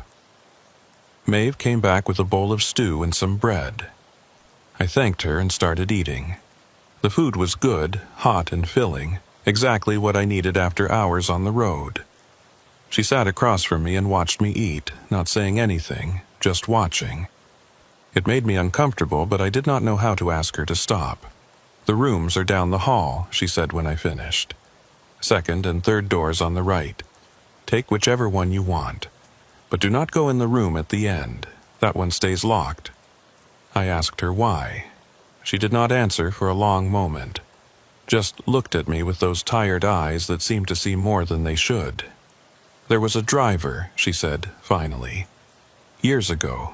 He came through here just like you, lost on the ice, looking for shelter. We gave him a room. That room. But he was not right. Something had happened to him out on the lake, something that changed him. He stayed in that room for 3 days.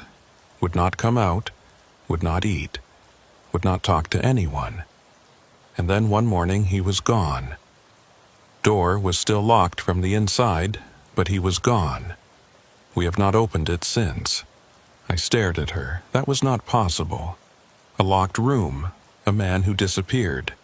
It sounded like a ghost story, the kind of thing drivers told each other to pass the time on long hauls. Maeve seemed to read my thoughts. "Believe what you want," she said, "but stay out of that room, for your own sake." I finished my meal and took my bag down the hall.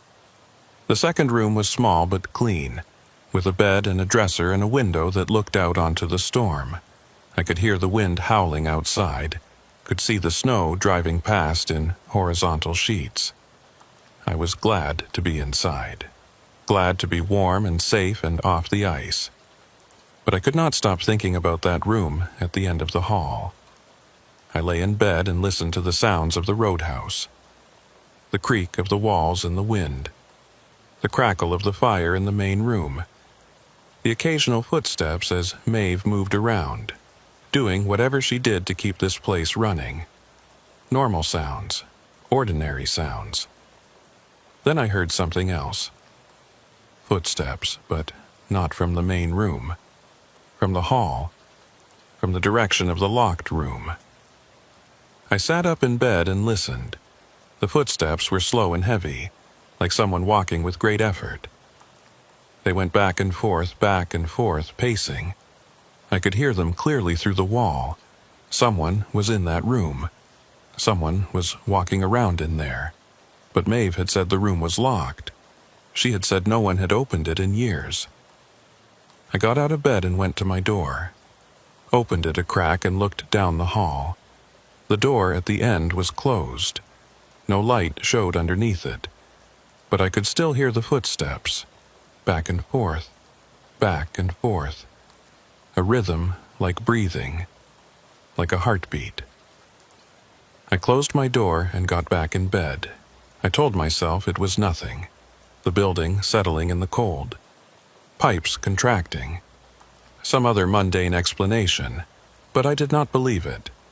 I knew what footsteps sounded like. And those were footsteps. I lay there in the dark and listened to them pace until I finally fell asleep. In my dreams, I was driving on the ice.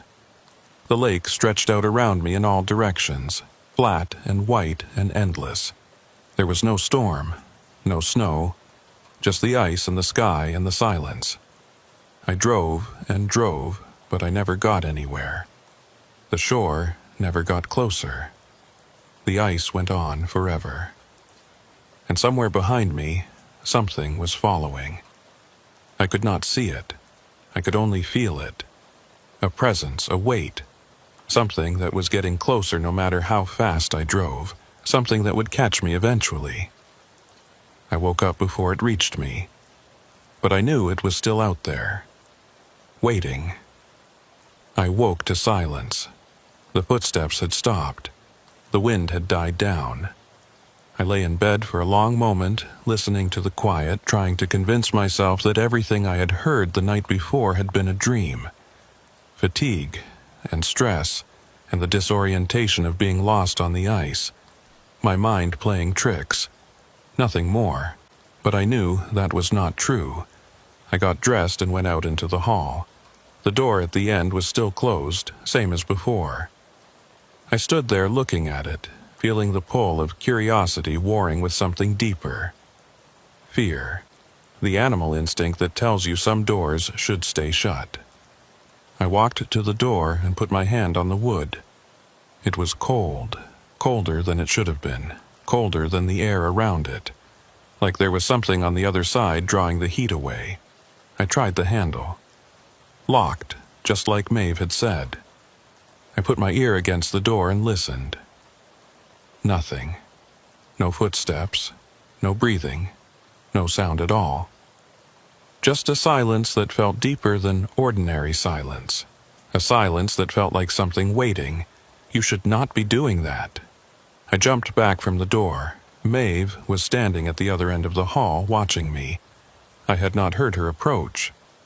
She moved quietly for a woman her age. "I told you to stay away from that room," she said. Her voice was calm, but there was an edge to it. "A warning. I heard something last night," I said. "Footsteps. Someone was walking around in there." Maeve did not answer right away. She just looked at me with those tired eyes, and I saw something in them that I had not noticed before. Not just weariness. Resignation. The look of someone who has seen something they cannot explain and has given up trying. "There is no one in that room," she said finally. "There has not been anyone in that room for years. Whatever you heard, it was not footsteps." I started to argue, but she cut me off. "Breakfast is ready. You should eat something before you go. Storm has passed, but the ice will be bad today. You will need your strength." She turned and walked back toward the main room. I looked at the door one more time, then followed her. The roadhouse looked different in daylight. Less cozy, more worn. I could see the cracks in the walls, the stains on the ceiling. The places where the wood had warped from years of freeze and thaw. The photographs on the walls looked older too. The images faded. The faces harder to make out. I wondered how long this place had really been here. how many drivers had passed through, how many had made it to the other side. I ate the breakfast Maeve put in front of me. Eggs and bacon and toast, simple fare but filling. She did not join me, just stood behind the counter and watched me eat like she had the night before. I wanted to ask her more questions about the room, about the driver who had disappeared, about this place and its history. But something told me she would not answer. Something told me she had already said more than she wanted to. When I finished, I thanked her and paid for the room and the meals. She took my money without counting it. "The ice road continues north along the shore," she said. "About 2 miles out you will see a marker, a red flag on a pole. That is where you turn east onto the lake. The ice should be solid there, but go slow. Listen for cracking. If you hear anything, stop and back up. Do not try to push through." I asked her about the mining operation, how much farther it was, how long it would take to get there. "You will reach it by nightfall if the ice holds," she said. "But the ice does not always hold. Sometimes it has other plans." I did not know what that meant, and she did not explain. I thanked her again and went outside. The storm had passed, just like she said. The sky was clear and pale, almost white, and the sun was a bright smear on the horizon that gave light but no warmth. The temperature had dropped overnight. My truck's thermometer showed -48. Cold enough to freeze exposed skin in minutes. Cold enough to turn diesel fuel to gel if I let the engine sit too long.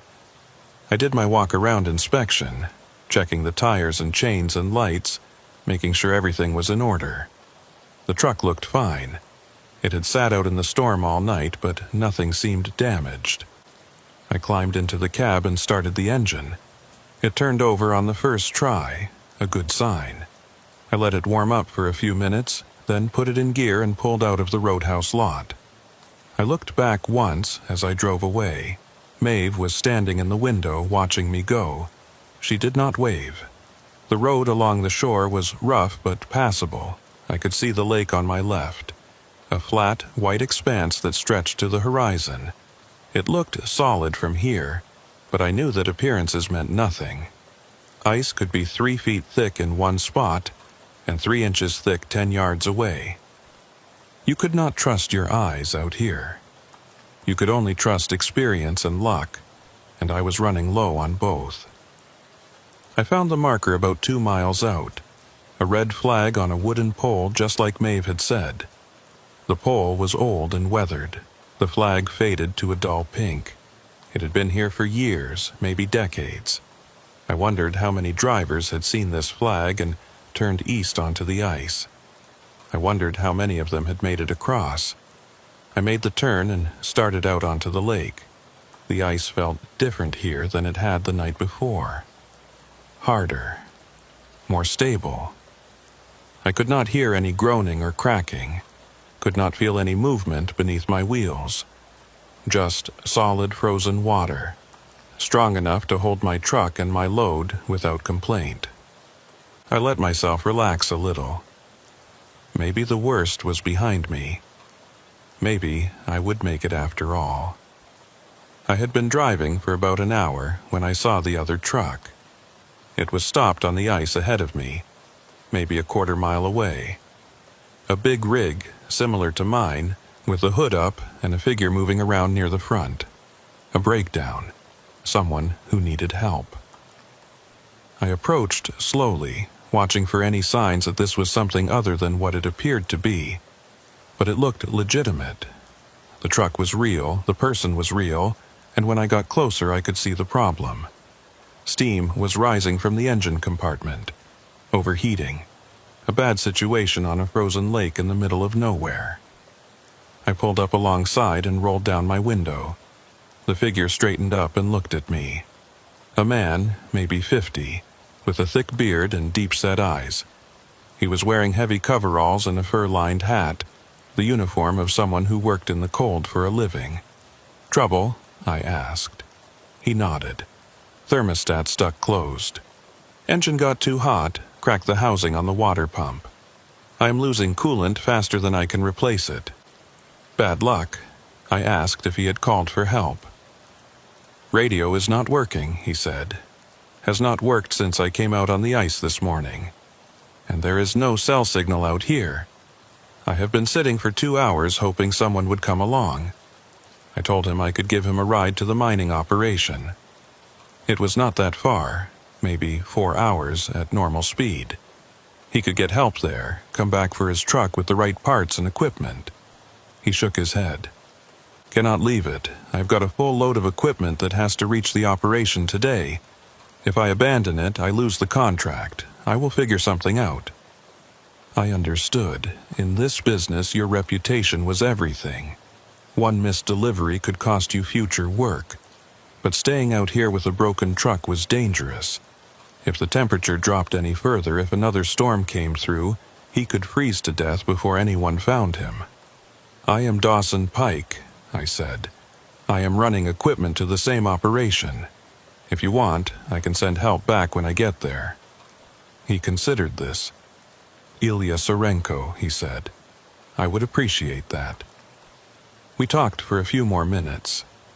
He was an independent operator out of Yellowknife, same as me. He had been running ice roads for 15 years, longer than most drivers lasted in this business. He knew the routes, knew the dangers, knew what the cold could do. But even experience could not protect you from bad luck and broken parts.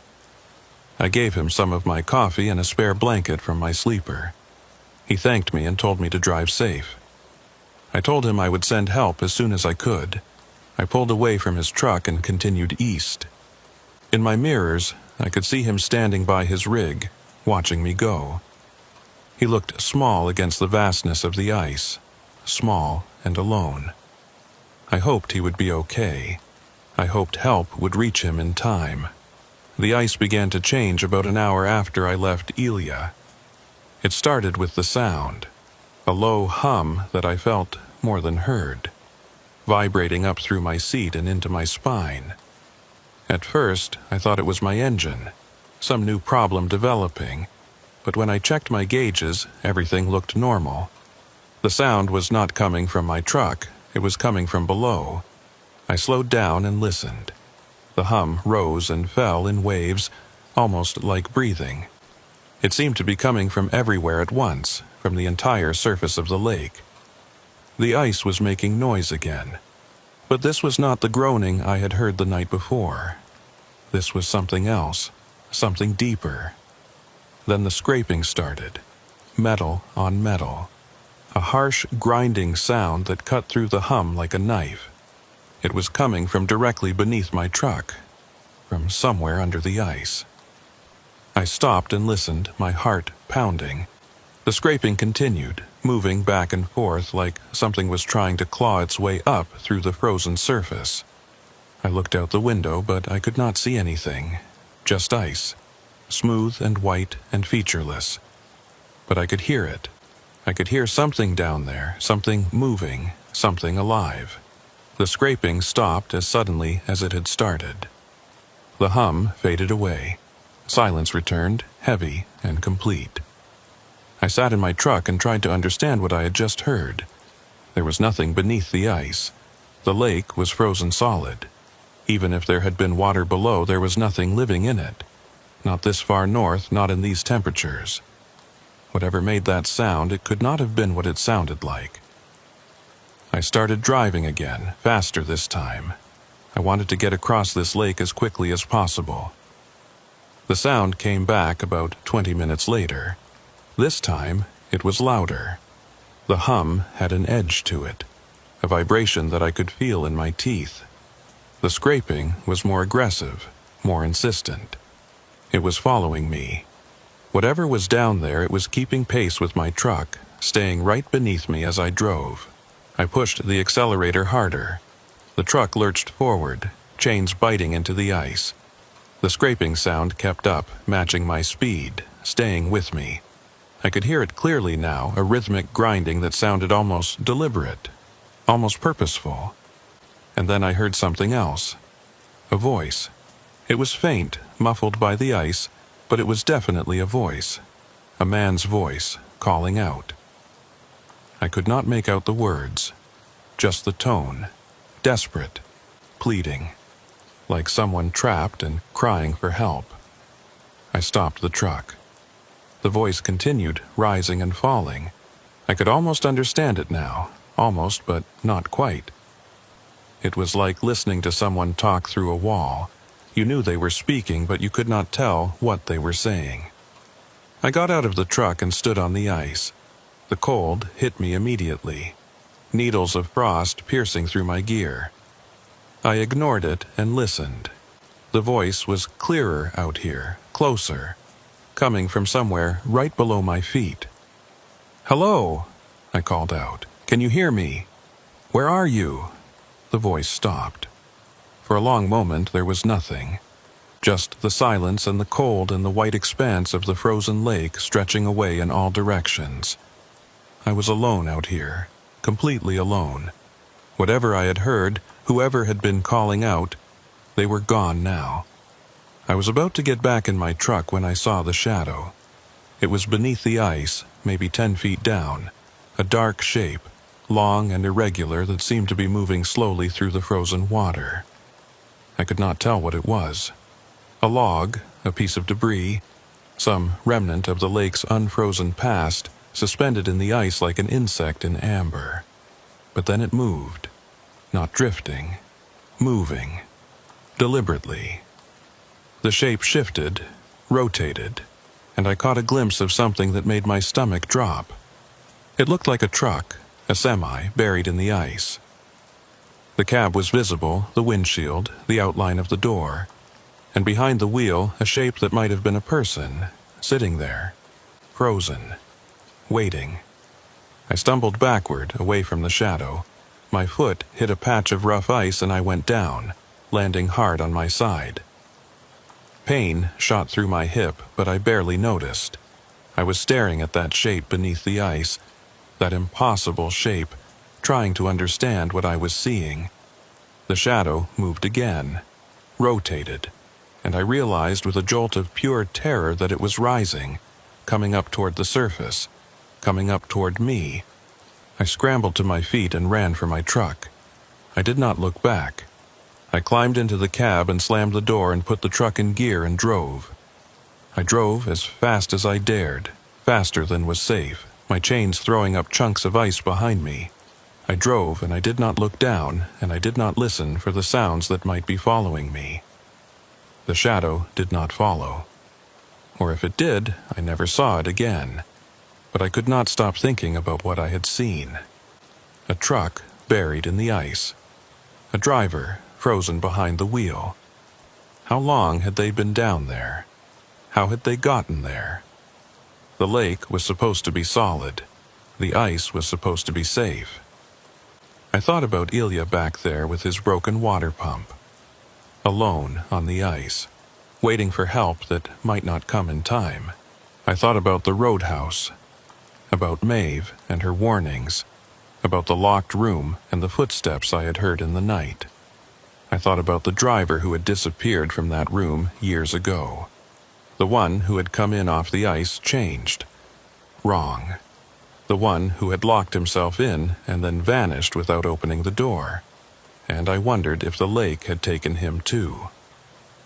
The mining operation appeared on the horizon about 2 hours later. A cluster of buildings and equipment, lights blazing against the gathering dark. I had made it. I had crossed the lake.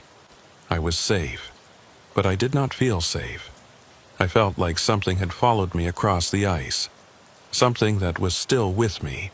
Something that was waiting for me to let my guard down. And somewhere back there, Ilya Sarenko was still standing by his broken truck. Alone. In the dark. On top of whatever was buried in the ice. I had to send help.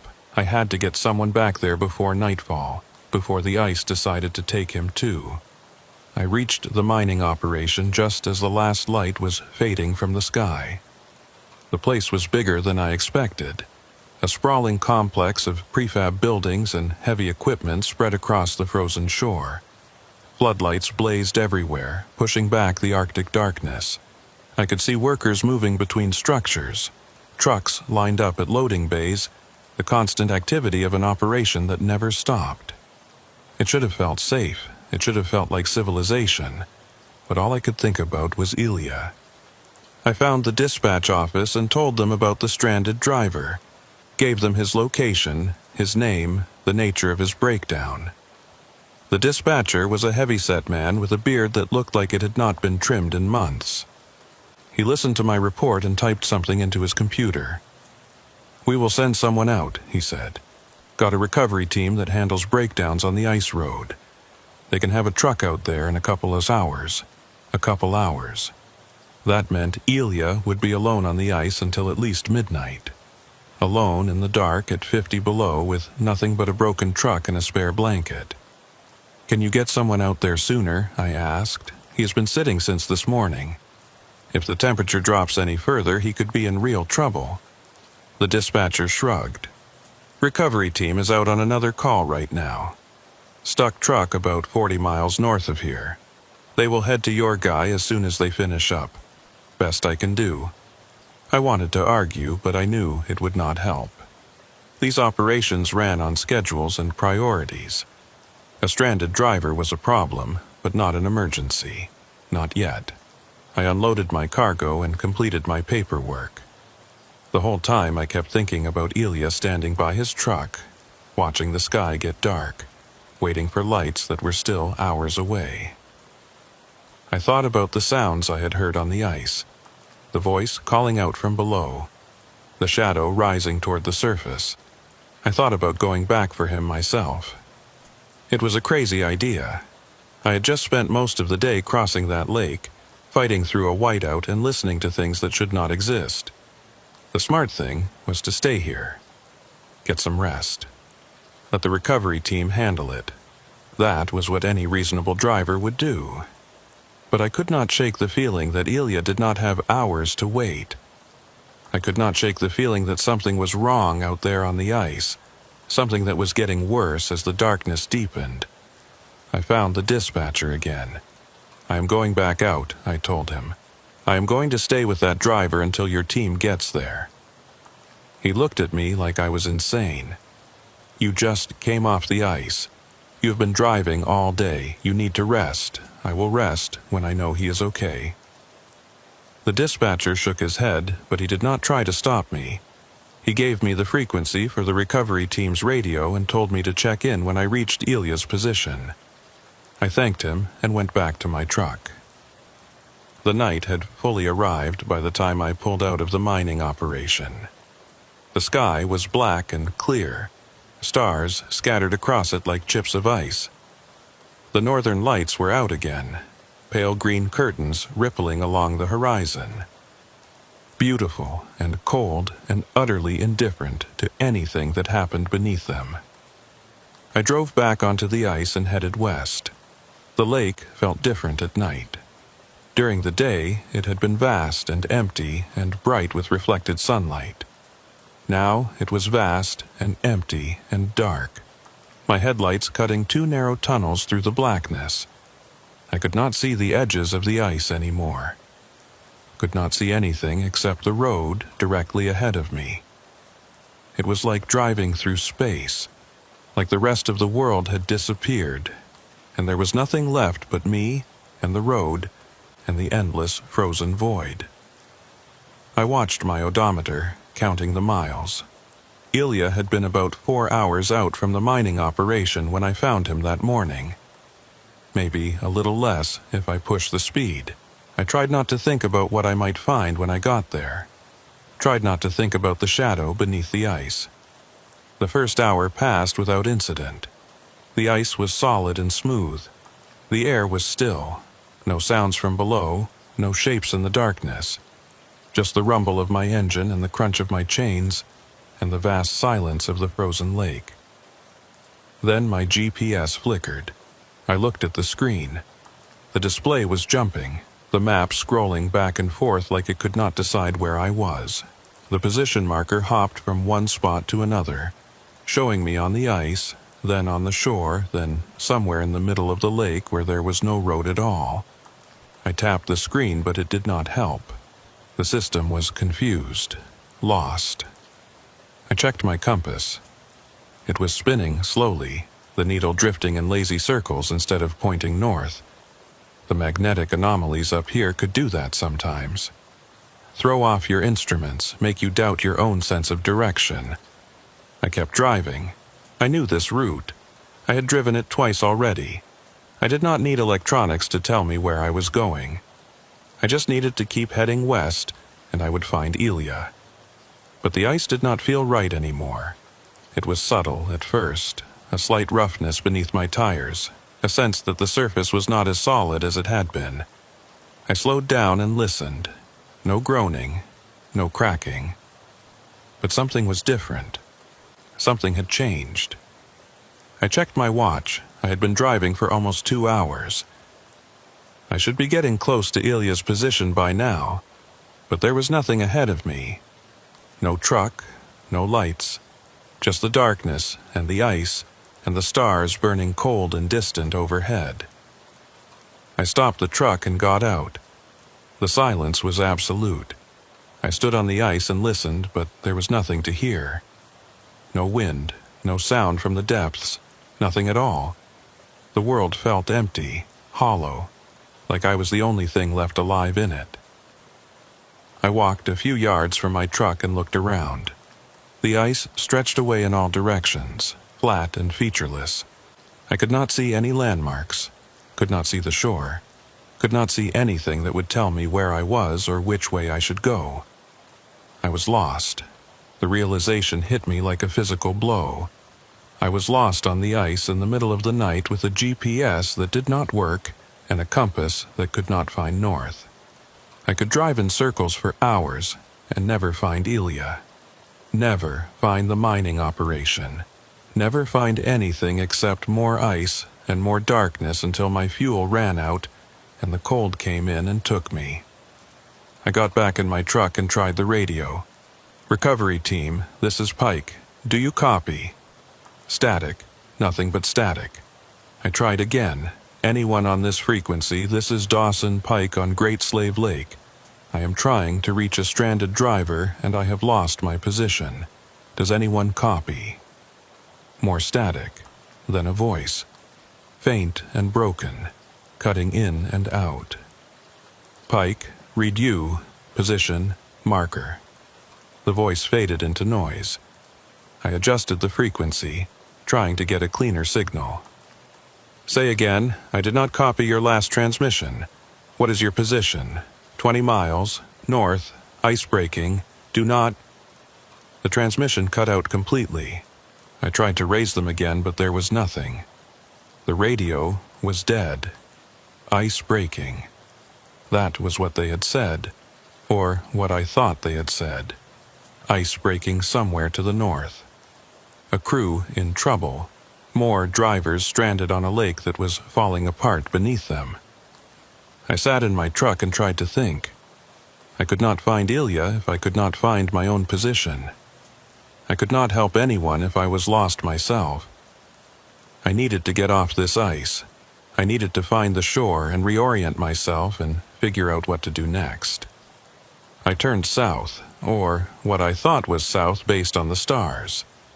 I drove slowly, carefully, watching for any sign of land, any indication that I was getting closer to solid ground. The ice began to change. I felt it first in the steering, a looseness, a give that had not been there before. The surface was softening. The freeze-thaw cycle that had shut down the main crossing was happening here too. The ice was weakening and I was driving on top of it with 40 tons of truck and no idea where I was going. I stopped again, got out, listened. The groaning was back. It was coming from all around me now, a deep vibration that I could feel in my chest. The ice was talking and it was not happy. It was shifting, settling, adjusting to stresses that I could not see. I needed to move. I needed to get off this lake before the surface gave way beneath me. I drove faster. Too fast for conditions, but I did not care. The groaning was getting louder, closer. I could feel the ice moving beneath my wheels, rolling like the deck of a ship in a storm.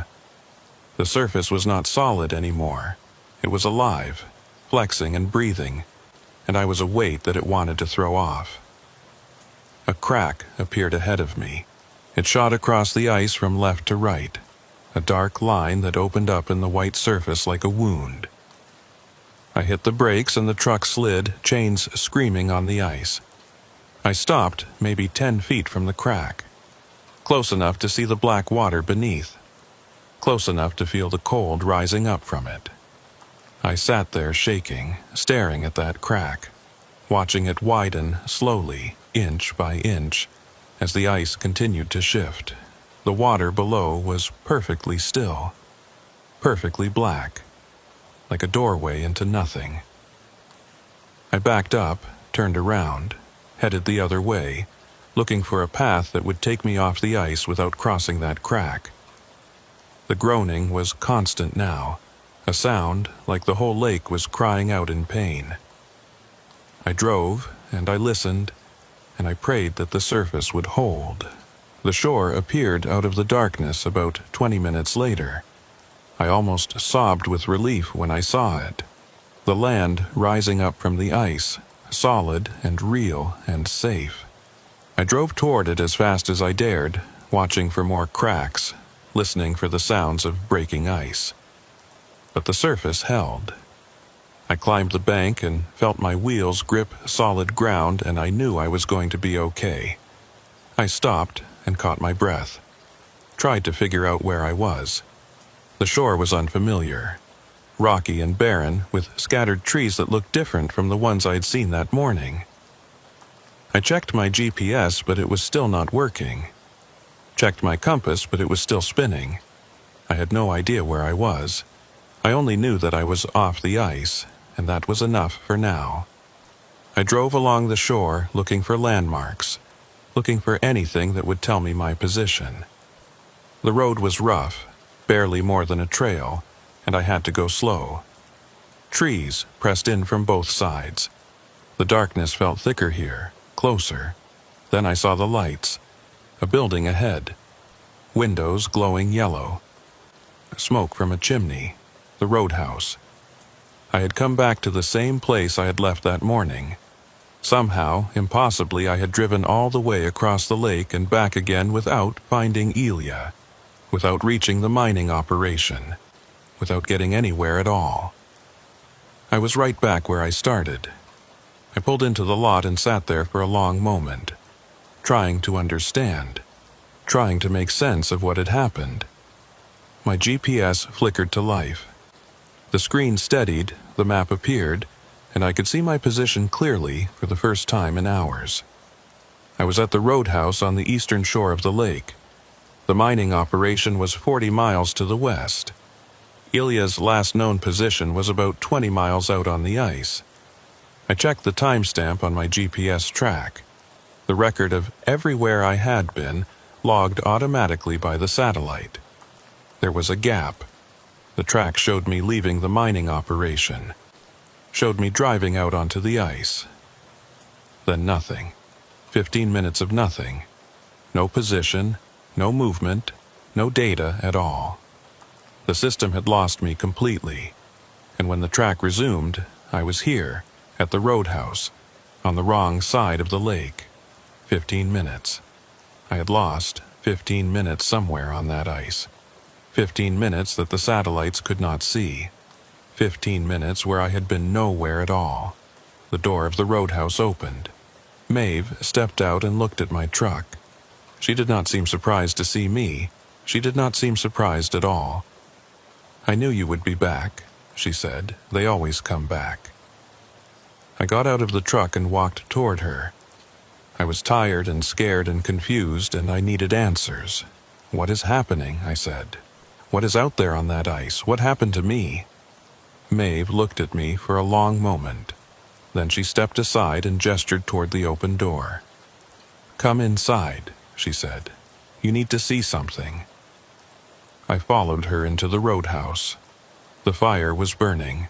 The lamps were lit. Everything looked the same as it had that morning, except for the door at the end of the hall. It was open. The door stood open at the end of the hall. I stared at it from the main room, feeling something cold move through me that had nothing to do with the temperature outside. That door had been locked. Maeve had told me it had been locked for years. No one had opened it since the driver disappeared, but it was open now.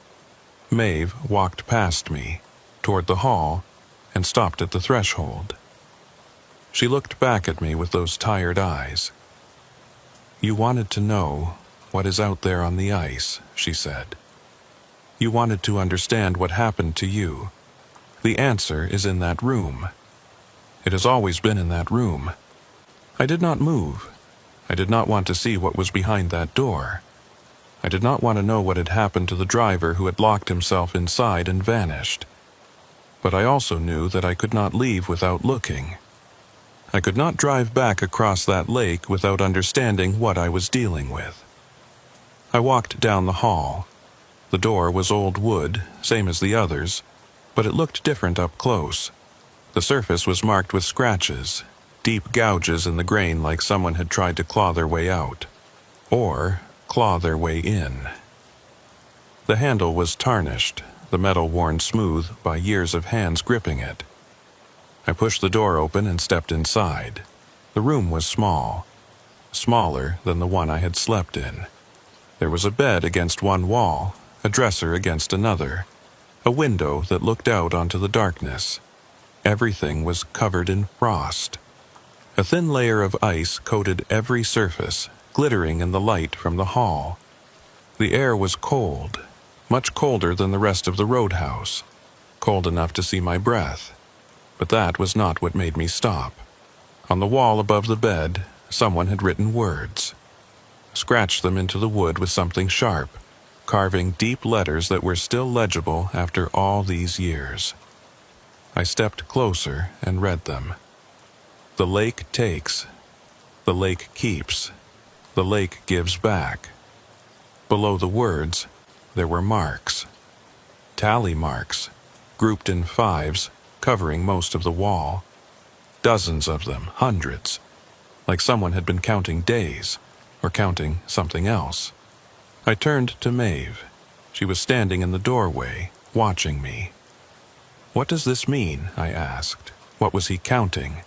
She did not answer right away. She looked at the wall, at the scratched words and the endless tally marks, and something in her face shifted. Sadness, or maybe recognition. "He was counting the drivers," she said finally, "the ones the lake took. He could hear them," he said, "hear them calling out from under the ice. He said he had to keep track, had to remember them, had to make sure someone knew they were down there." I thought about the voice I had heard on the ice, the man calling out from below. Desperate, pleading. "He heard them too," I said. Maeve nodded. He heard them, and then he went to join them. I looked at the window. It was closed, latched from the inside. The door had been locked. There was no way out of this room except through the hall. "How did he leave?" I asked. "You said the door was still locked when he disappeared. How did he get out?" Maeve shook her head. "He did not get out. He went down, through the floor, through the ice. The lake came up and took him, same as it takes all of them. Same as it tried to take you tonight." I looked at the floor. It was wood, same as the rest of the roadhouse. Solid. No cracks, no gaps, no sign that anything had ever come through it. But there was frost there too, a thin layer of ice spreading out from the center of the room like something had frozen it from below. I backed towards the door. "The lake is not just water," Maeve said. "It is not just ice. It is something else. Something old. Something that has been here longer than any of us. The drivers who go out on it. The ones who do not come back. They become part of it. They are still out there, still driving, still looking for the other side. And sometimes they call out to the ones who are still alive. Sometimes they try to bring them down. I thought about the shadow I had seen beneath the ice, the truck buried in the frozen water, the driver sitting behind the wheel. "Ilya," I said, "the driver I left out there, is he—" "I do not know," Maeve said. "Maybe the recovery team reached him. Maybe he is safe at the mining operation right now, warming up and telling them about the crazy driver who promised to send help and never came back. Or maybe the lake took him. Maybe he is down there with the others, driving through the dark, calling out for someone to find him." I pushed past her and walked back to the main room. I needed to get out of this place. I needed to get back on the road and find out what had happened to Ilya. I needed to know if he was alive. "You cannot go back out there tonight," Maeve said, following me. "The ice is too unstable. You will end up in the water before you get halfway across." "I do not care. I have to find him." She grabbed my arm. Her grip was stronger than I expected. "Listen to me," she said. "I have seen this before. Drivers who go out on that lake and come back changed. Drivers who hear the voices and cannot stop listening. If you go back out there tonight, you will not come back. The lake will take you and it will not give you back." I pulled away from her. "I am not leaving him out there." She looked at me for a long moment. Then she let go. "There's a radio in the office," she said. "The mining operation frequency. You can try to reach them, find out if the recovery team got to your friend. But do not go back on the ice. Not tonight. Not until the sun comes up and you can see what you are driving on." I went to the office and found the radio. It was old, a battered unit that looked like it had been there since the roadhouse was built. I turned it on and dialed in the frequency that the dispatcher had given me. "Mining operation. This is Dawson Pike. Do you copy?" "Static." I tried again. "This is Pike at the Eastern Shore Roadhouse. I am trying to get status on a recovery operation. Driver named Ilya Sarenko, stranded on the ice about 20 miles out. Do you copy?" More static. Then a voice, faint but clear. "Pike, this is base. We copy. Recovery team reached the position about an hour ago. There was no one there." My heart stopped. "What do you mean, no one there? Where is Sarenko?" "Truck was there, still running. Hood up, just like you described. But no driver. Recovery team searched the area, but they could not find him. No tracks, no sign of where he went.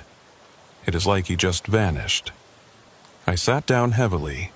The room felt like it was spinning. "That is not possible," I said.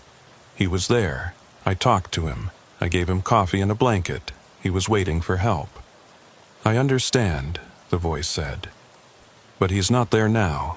We have got crews searching the area, but in the dark, with these temperatures, it is going to be hard to find anything." "I am sorry, Pike.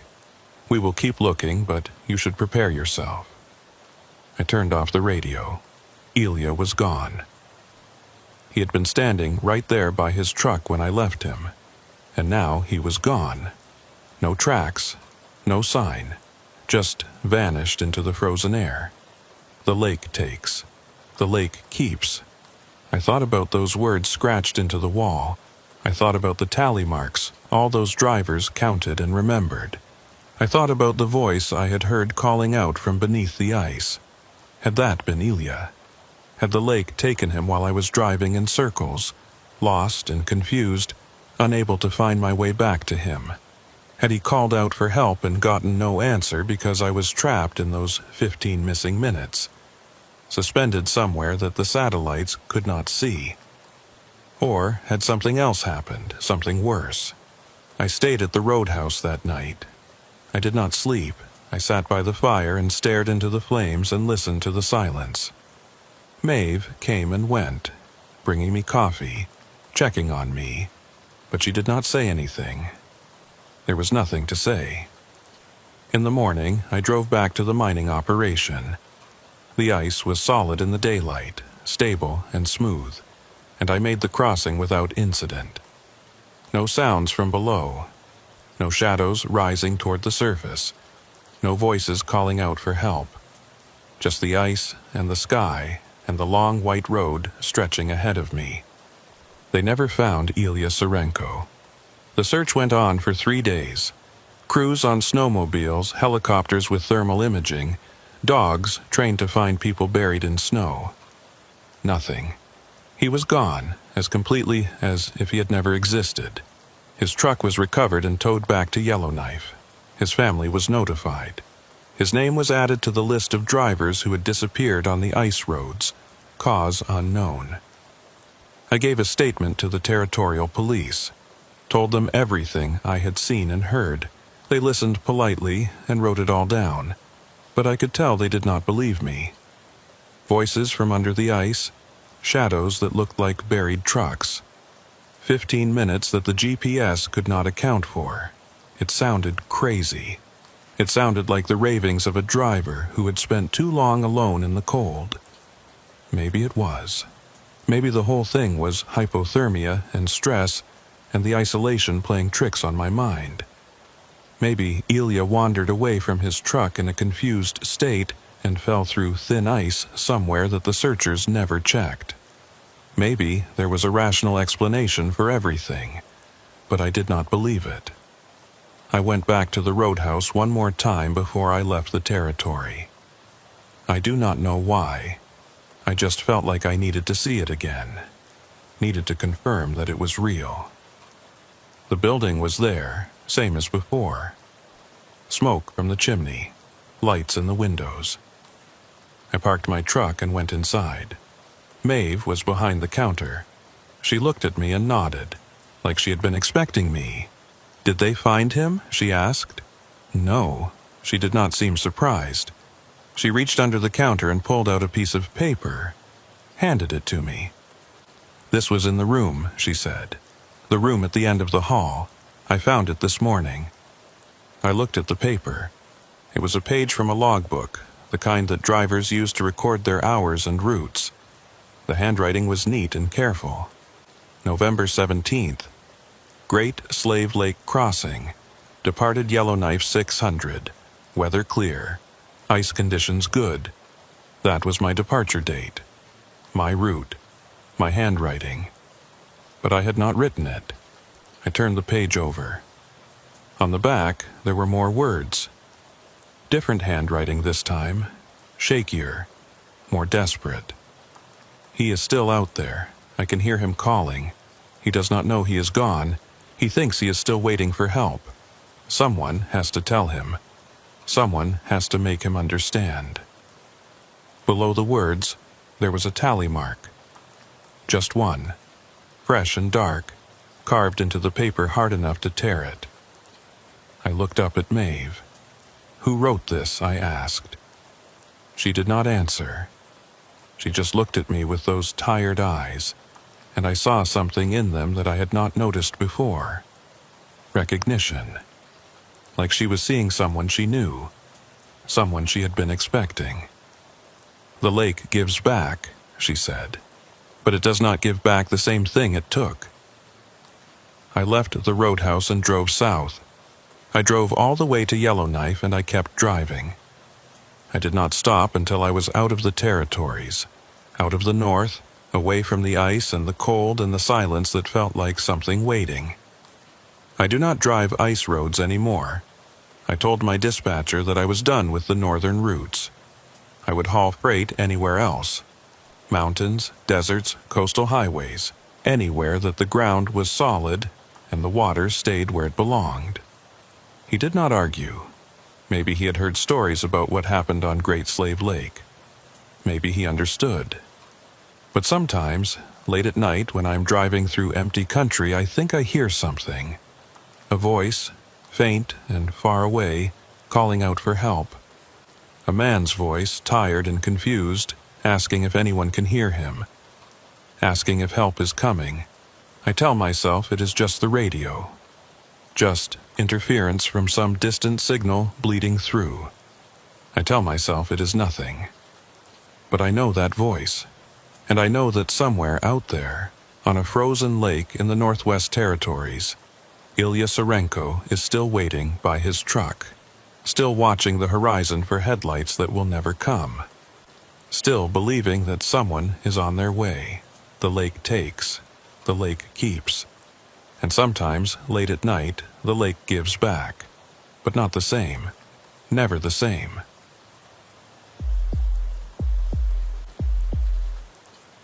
The convoy was supposed to be 3 trucks. That was what Buck Weller told me when I signed on for the run. 3 rigs hauling mining supplies from Inuvik to a survey camp on the Mackenzie Delta. 2 days out, 2 days back, good money for a week's work. Buck had been running convoys on these northern routes for 25 years. He knew the roads, knew the weather, knew how to keep drivers alive when the temperature dropped to 60 below, and the wind came screaming across the tundra like something that wanted you dead. If Buck said it was a 3-truck job, then it was a 3-truck job. But when I showed up at the staging area that morning, there were only 2 rigs in the lot, mine and Buck's. I found him in the dispatch office, going over paperwork with a cup of coffee that looked like it had been sitting there for hours. He was a big man, Buck, with hands like shovels and a face that had been weathered by decades of Arctic wind. He looked up when I came in, but he did not smile. "Where is the 3rd truck?" I asked. He set down his coffee. Keegan backed out. "Family emergency." That left us short. 2 trucks instead of 3. It meant longer shifts, less redundancy, more risk if something went wrong on the road. "We should postpone," I said. "Wait until we can get another driver." Buck shook his head. "Client is paying a rush fee. They need this equipment at the camp by Thursday or they lose their drilling window. We go today or we do not go at all." I did not like it. I had been driving freight in the Northwest Territories for 6 years, and I knew that cutting corners in the north was a good way to end up dead. But I also knew that Buck would not take a risk he did not think he could manage. If he said we could do it with 2 trucks, then we could do it with 2 trucks. My name is Harlan Vexler. I wish I had listened to my gut. We pulled out of Inuvik around 9 in the morning, Buck in the lead and me following about a quarter-mile back. The sky was clear and pale, the sun hanging low on the horizon even though it was almost noon. This far north in November, you only got a few hours of daylight. The rest was darkness and cold, and the northern lights dancing across the sky like ghosts. The route took us north along the Dempster Highway, then east on a series of winter roads that crossed the frozen delta. It was rough country, flat and white and featureless, with nothing to see but snow and ice and the occasional cluster of stunted trees. The wind was constant, a steady pressure against the side of my truck that made me fight the steering wheel for every mile. I had driven this route before. Not often, but enough to know the landmarks and the danger spots. There was a stretch about 4 hours out where the road crossed a series of frozen channels, ice bridges that could be tricky in bad weather. And there was a section further on where the route passed through an area that the locals called the Barrens.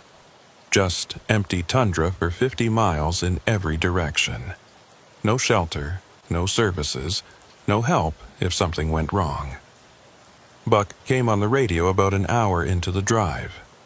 His voice was calm, steady, the voice of a man who had seen everything and was not impressed by any of it.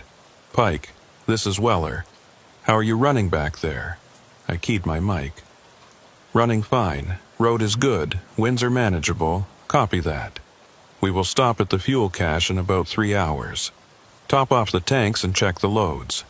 Should put us at the camp by midnight if we keep this pace." I acknowledged and signed off. 3 hours to the fuel cache, then another 6 or 7 to the camp. It was going to be a long day, but nothing I had not done before. The first sign of trouble came about 2 hours later. I noticed that Buck was slowing down. His tail lights brightened as he touched his brakes, and his speed dropped from 50 to 40 to 30. I slowed to match, watching his truck for any indication of what was wrong. "Weller, this is Vexler. You've got a problem up there." There was a pause. Then his voice came back, but it sounded different. Tighter. There's something on the road ahead. Looks like a vehicle. Stand by. I peered through my windshield, but I could not see past Buck's trailer. We were in a flat section of the route, the road cutting straight across the tundra toward the horizon. There should not have been anything out here. No traffic, no breakdowns, nothing. We were 50 miles from the nearest town, and the only vehicles on this road were supposed to be ours. Buck stopped. I pulled up behind him and waited. A minute passed, then another. I could see Buck's door open and a figure climb down from the cab. He walked forward toward whatever he had seen on the road and disappeared from my line of sight. I sat in my truck and waited. The wind rocked my trailer gently. The engine idled. The heater blew warm air across my face. Everything felt normal, except for the knot that was forming in my stomach. Buck's voice came over the radio. "Vexler, get up here, you need to see this." I climbed down from my cab and walked forward along the road. The cold hit me immediately. That deep Arctic cold that finds every gap in your clothing and drives needles into your skin. I pulled my hood up and kept walking. Buck was standing about 50 yards ahead of his truck. He was looking at something on the side of the road, and when I got closer I saw what it was. A truck, a semi, just like ours, parked on the shoulder with its nose pointing north. It was covered in snow and ice, the windshield opaque with frost, the whole vehicle looking like it had been sitting there for a long time. Days at least, maybe longer. "Someone broke down," I said. "We should check if there's anyone inside." Buck shook his head. He did not take his eyes off the truck. "I know this rig," he said. His voice was quiet, flat. "This is Truman Red's truck." The name hit me like a punch. Truman Red. I had never met the man, but every driver in the territories knew his story. He had been running freight on these routes for 30 years, one of the old-timers who had pioneered the winter roads back when they were nothing but frozen rivers and good intentions. He was a legend, and he had disappeared. 3 years ago, Red had gone out on a run just like this one. Inuvik to the Delta, hauling supplies to a drilling camp. He had checked in at the fuel cache, reported good conditions, said he expected to reach the camp by nightfall. And then nothing. He never arrived. He never called in. He just vanished. They searched for weeks. Helicopters, ground crews, other drivers volunteering their time. Nothing. No truck, no driver, no sign of what had happened. It was like the tundra had just swallowed him up. Eventually, they called off the search. Truman Red was declared dead. His family held a funeral. The company retired his truck number. Life went on. But here was his truck, sitting on the side of the road, 50 miles from anywhere, looking like it had been waiting for someone to find it. "That is not possible," I said. "They searched this whole area. They would have found it." Buck did not answer. He walked toward the truck slowly, carefully, like he was approaching something that might be dangerous. I followed him. The closer we got, the worse the truck looked. The tires were flat, frozen to the ground. The paint was faded and peeling. The chrome was pitted with rust. This truck had not been here for 3 years. It looked like it had been here for 30. Buck reached the driver's door and tried the handle. It was frozen shut. He pulled harder, putting his weight into it, and the door came open with a crack of breaking ice. The cab was empty. No driver. No body. No sign that anyone had been there at all. Just an empty seat, a steering wheel covered in frost, and a layer of ice on every surface. The cold coming out of that cab was intense, deeper than the air outside, like the truck had been refrigerated from the inside. Buck climbed up onto the running board and looked around the interior. I watched him from the ground, not wanting to get any closer. "His logbook is here," Buck said. He reached inside and pulled out a worn notebook, the kind that drivers used before everything went electronic. He flipped through the pages, scanning the entries. "Last entry is November 19th, he said, 3 years ago, the day he disappeared. He handed me the logbook. I looked at the final entry. November 19th, departed fuel cache 1430, weather deteriorating, visibility poor, will push through to camp, ETA 2100. That was it, the last words Truman Red had written. The last record of his existence. He had left the fuel cache in bad weather and driven into the storm and never come out. I handed the book back to Buck. "What do we do?" He was quiet for a long moment, looking at the truck, looking at the empty cab where his friend had sat 3 years ago, driving toward a destination he would never reach. "We call it in," he said, finally. "Report the location. Let the authorities handle it. And the run, we keep going." Red would have wanted us to finish the job. I was not sure that was true. I was not sure what Truman Red would have wanted. But Buck was the convoy leader, and it was his call. We went back to our trucks and Buck radioed the report to dispatch in Inuvik. He gave them the coordinates of the abandoned vehicle and the identification marks that confirmed it was Red's rig. The dispatcher said they would send a recovery team out as soon as possible, but it might be a day or two given the remote location. Buck signed off, and we got back on the road. I could not stop thinking about that truck as we drove. The way it had looked, sitting there on the side of the road like it had been waiting for us. The way the cold had felt coming out of that cab. Colder than it should have been. Colder than the air outside. The way Buck's face had changed when he recognized it. Like he was seeing a ghost. I had heard stories about Truman Red over the years. All drivers hear stories about the ones who disappear. How he was one of the best. A man who could read the weather and the ice like a book. How he never took unnecessary risks, never pushed when he should have pulled back. How his disappearance made no sense because he was the last driver anyone would expect to lose out here. And now his truck had appeared out of nowhere, 3 years after the search was called off, sitting on a road that had been driven by hundreds of vehicles since then. A road that had been searched and cleared and traveled without anyone seeing a thing. It was not possible, but here we were.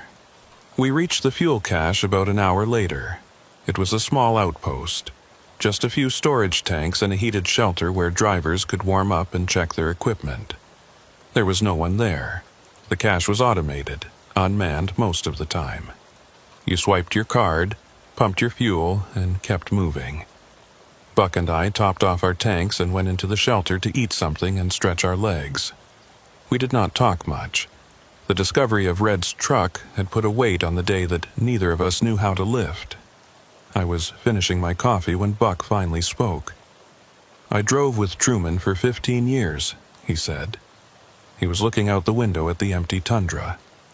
Best driver I ever knew. Careful, smart, never made mistakes. What do you think happened to him?" Buck shook his head. "I do not know. I have thought about it every day for 3 years and I still do not know. He just went out on the road and did not come back. No distress call, no sign of trouble, nothing. And now his truck shows up." Buck turned and looked at me. His eyes were hard. That truck was not there a week ago. I drove this route last Tuesday and it was not there. Someone put it there, or something. I did not know what to say to that. I did not know what to think. We finished our break and went back to the trucks. The sky was getting darker, the brief Arctic day already fading toward night. We still had 6 hours of driving ahead of us, 6 hours of darkness and cold and empty road. Buck came on the radio as we pulled out of the fuel cache. "Vexler, I need to tell you something. Go ahead.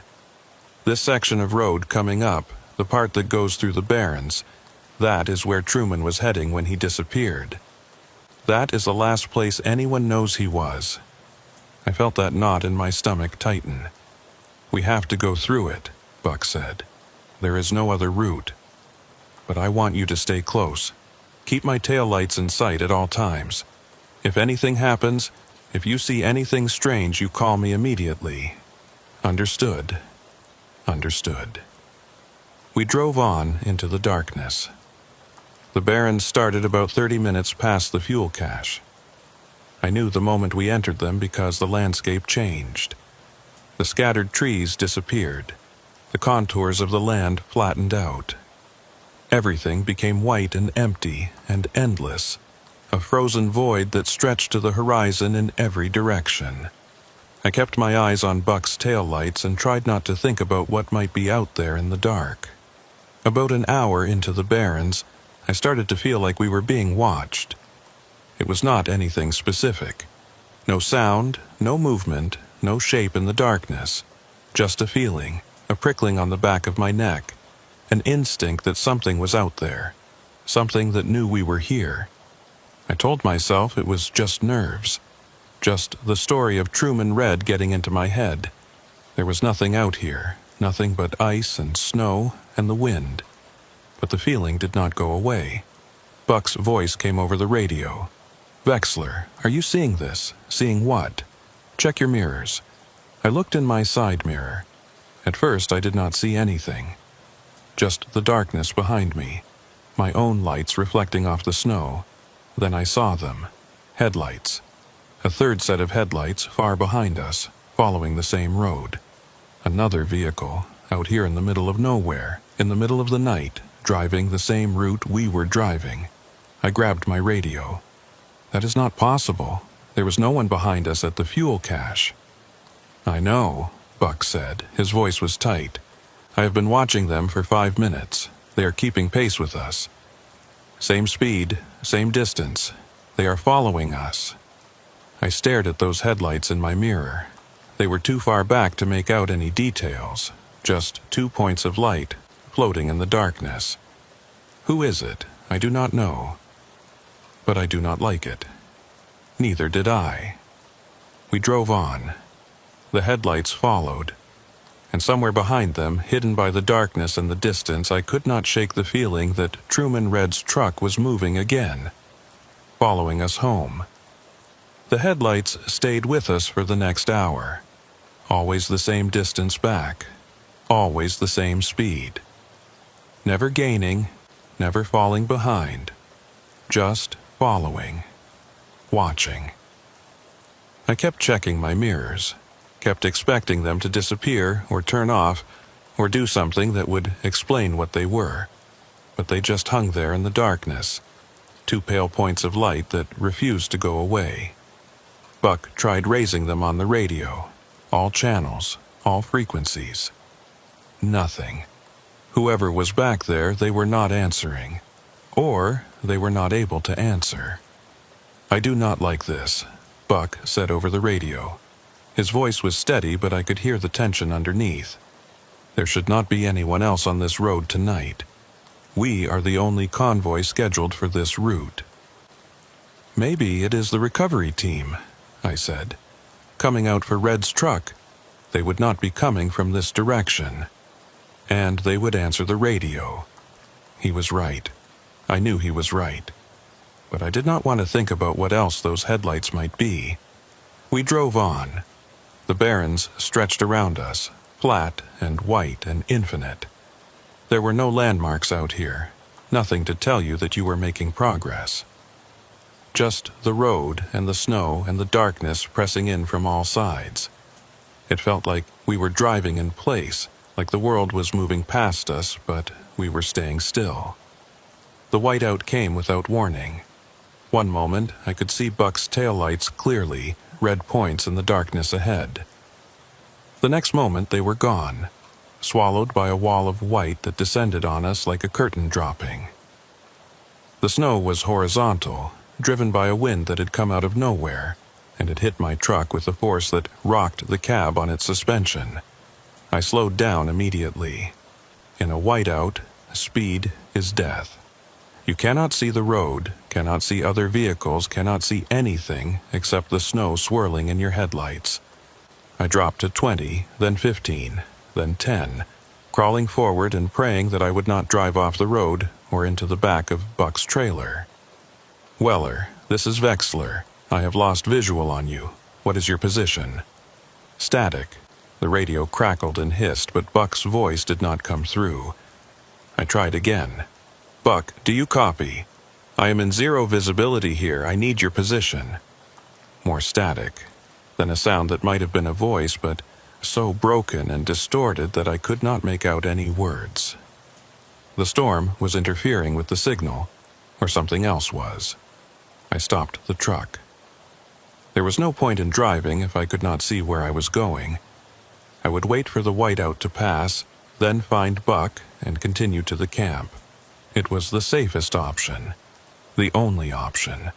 The wind howled around my truck, rocking it back and forth. The snow was so thick that I could not see my own hood. I was blind, deaf, cut off from everything. Just me and the storm and the cold. That was when the tapping started. 3 sharp raps on my driver's side window. Clear and distinct, cutting through the noise of the wind. I jumped in my seat, my heart lurching into my throat. I turned to look at the window, but I could not see anything. Just snow. Just white. Whoever or whatever had made that sound was invisible on the other side of the glass.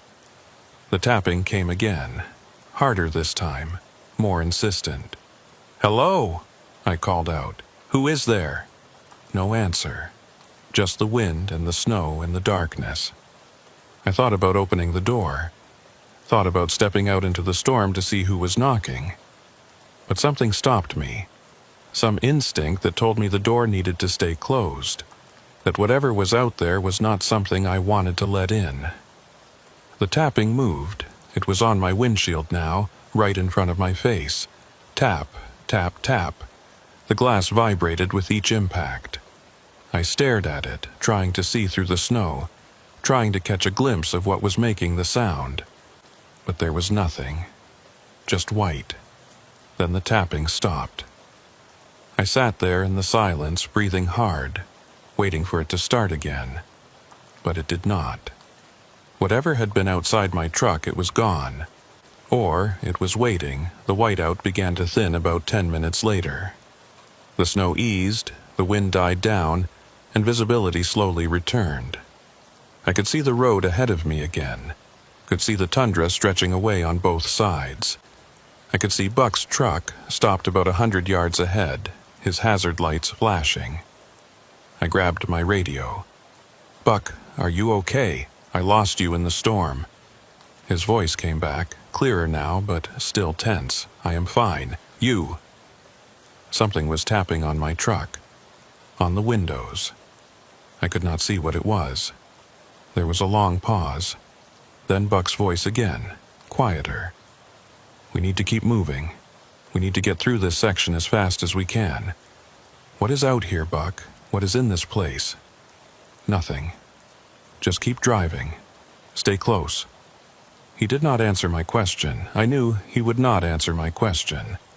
But I also knew that he knew something. Something about this stretch of road. Something about what had happened to Truman Red. Something he was not telling me. I put my truck in gear and followed him. The headlights were still behind us. I saw them as soon as I started moving. Same distance, same position. They had stayed with us through the whiteout, following blind, matching our pace even when we could not see our own hands in front of our faces. That was not possible. No one could drive through a whiteout like that. No one could maintain that kind of pursuit without being able to see. "Buck," I said into the radio, "they are still there. I know. What do we do?" "We keep driving. We do not stop until we reach the camp." His voice left no room for argument. We drove on. The barrens seemed to go on forever. Mile after mile of nothing. Flat, white emptiness that numbed the mind and drained the spirit. I tried to focus on Buck's taillights, on the road. on the simple mechanical act of driving. But my thoughts kept drifting back to that tapping on my windows, to the headlights that would not go away, to Truman Red's truck sitting on the side of the road after 3 years of being nowhere. I thought about the stories I had heard. Drivers who disappeared on these roads. Trucks that were found empty. Engines still running. Coffee still warm on the dash. The North took people. Everyone knew that. But most of the time there was an explanation. Mechanical failure. Bad weather. Poor decisions. Things that made sense. This did not make sense. Buck came on the radio again. There is a section coming up, about 10 miles ahead. The road passes through a narrow valley between 2 ridges. It is the only shelter on this stretch. We're going to stop there for a few minutes. Check the trucks, check ourselves. Decide what to do about our friend back there. I acknowledged. 10 miles, maybe 20 minutes at our current speed. I could do that. I just had to keep driving. The valley appeared out of the darkness like a crack in the world. 2 low ridges rising on either side of the road, blocking the wind, creating a pocket of relative calm in the endless chaos of the tundra. Buck pulled off the road and I followed, parking behind him in the shelter of the rocks. We got out of our trucks. The air was still here, the wind broken by the ridges. It was almost quiet, almost peaceful. I could hear my own breathing, could hear the tick of cooling metal from the engines. Normal sounds, ordinary sounds. Buck was standing by his truck, looking back the way we had come. I walked over to him. "Where are they?" I asked. He pointed. Far back, maybe half a mile, I could see the headlights. They had stopped when we stopped. They were waiting. "Who are they?" I said. "What do they want?" Buck did not answer right away. He was staring at those lights, his face hard, his eyes unreadable. "I have driven this road for 25 years, he said finally. "I have seen things out here that I cannot explain, things that should not be possible. Most of the time I just keep my head down and keep driving and try not to think about it too much. But sometimes you cannot ignore it. Sometimes it gets right up in your face and demands that you pay attention. Like now. Like now." He turned to me. His eyes were tired, scared. I had never seen Buck Weller scared before. "Truman Red was my partner," he said. "We drove together for 15 years. He was the best friend I ever had. And when he disappeared, I spent 6 months trying to find him. I drove every inch of this road. I walked the tundra. I talked to everyone who had seen him, everyone who knew him, and I found nothing, not a trace. It was like he had never existed. I waited for him to continue. But I found something else. Stories. From the old-timers, the ones who have been driving these roads since before there were roads. They told me about this place, the Barrens. They said it was not just empty. They said it was hungry. Hungry. Buck nodded. They said the land out here takes people. Not often, not everyone. But sometimes when the conditions are right, when someone drives through here alone, they just disappear. The land swallows them up. And then, sometimes, years later, it spits them back out. But not the same. Never the same. I thought about Red's truck, the way it had looked sitting on the side of the road. Old and weathered, like it had been there for decades, like it had been somewhere else, somewhere that time moved differently, and then returned. You think that is what happened to Truman. I do not know what happened to Truman. I just know that he drove into the Barrens and did not come out. And now his truck is back, and something is following us. And I do not think it is a coincidence. I looked back at those headlights, waiting, watching. What do we do? Buck took a breath. We finish the job. We deliver this cargo and we get the hell out of here. We do not stop again. We do not look back. We just drive until we reach the camp, and then we do not come back this way. Not ever. And if they follow us all the way, then we deal with it when we get there. It was not much of a plan, but it was all we had. We got back in our trucks and pulled out of the valley. The headlights started moving again as soon as we did, keeping their distance, maintaining their pursuit.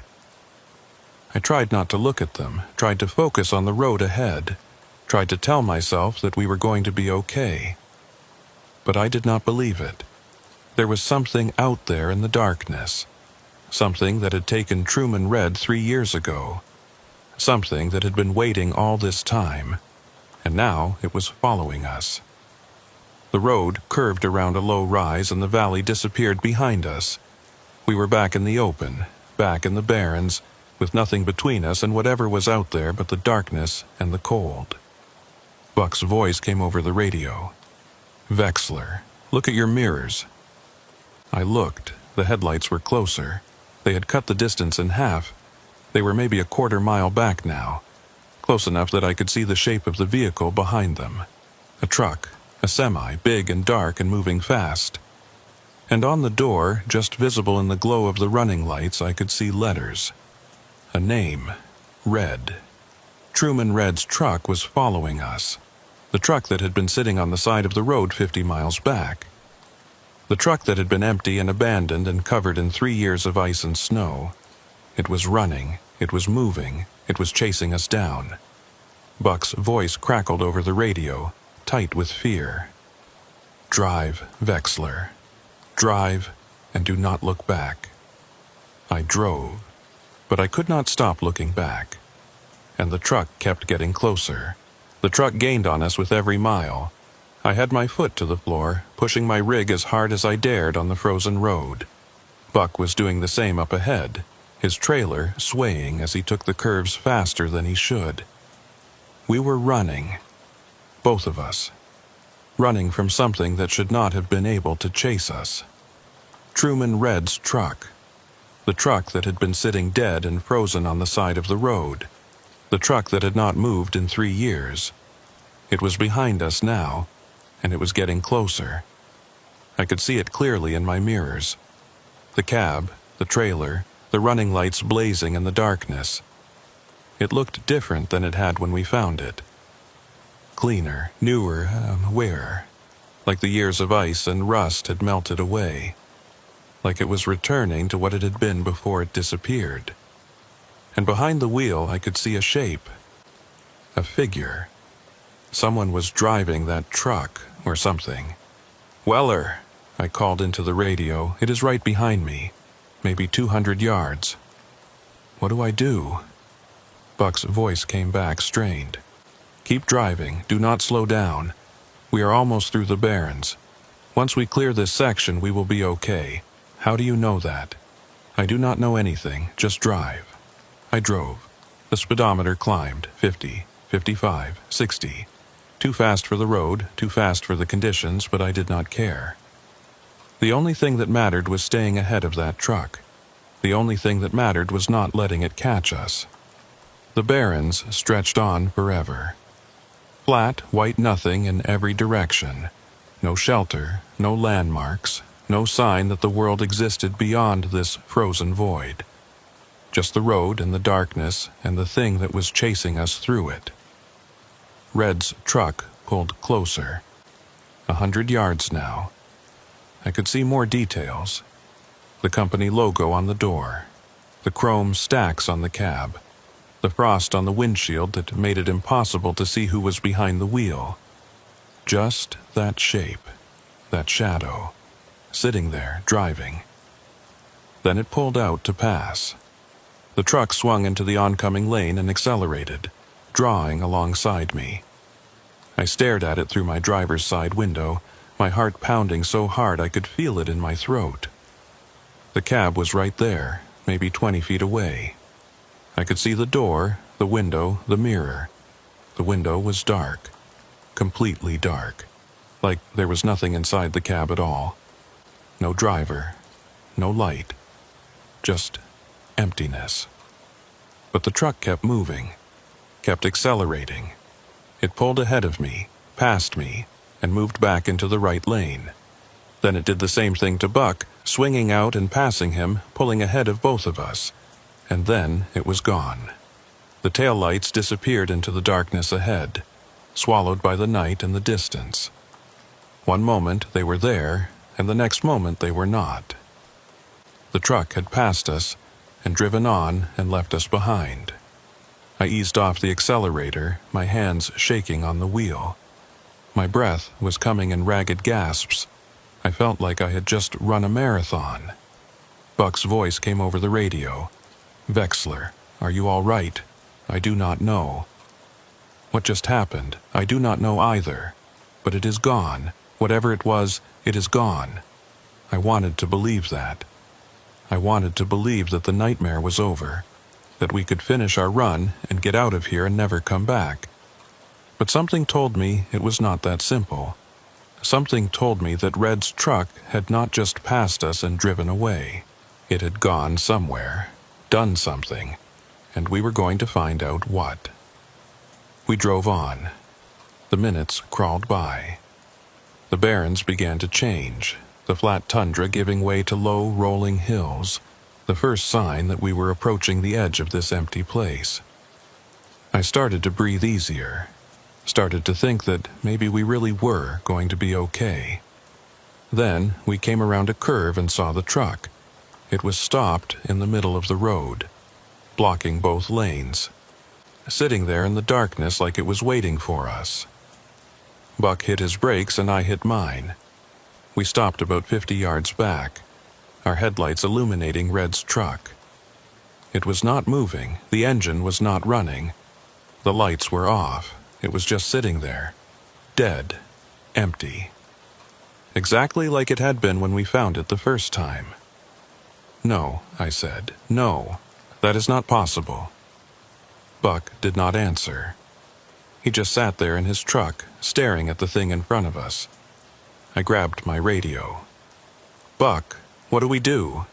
His voice came back slowly, like he was having trouble forming words. "We have to move it. We cannot get around it. The road is too narrow. I do not want to go near that thing, neither do I. But we do not have a choice." He was right. The hills pressed in on both sides of the road here. Steep embankments that our trucks could not climb. The only way forward was through. The only way through was past Red's truck. Buck climbed down from his cab. After a moment, I did the same. The cold hit me like a physical blow. It was worse here than it had been in the open barrens, the air dense and sharp, cutting through my gear like it was not there. I walked toward Red's truck, my boots crunching on the frozen road. Buck fell in beside me. We approached the cab slowly. The door was closed. The windows were dark. There was no sound, no movement, no sign that anyone was inside. Buck reached the door first. He stood there for a moment, his hand on the handle. Then he pulled it open. The cab was empty, just like before. No driver, no body, nothing but frost and darkness, and the smell of cold metal. The steering wheel was covered in ice. The seat was covered in ice.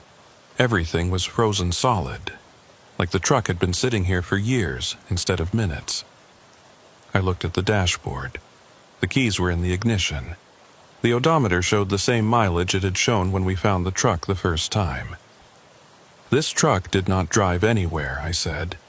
"It has not moved. The mileage is the same." Buck was staring at the interior. His face was pale. Then, what passed us on the road?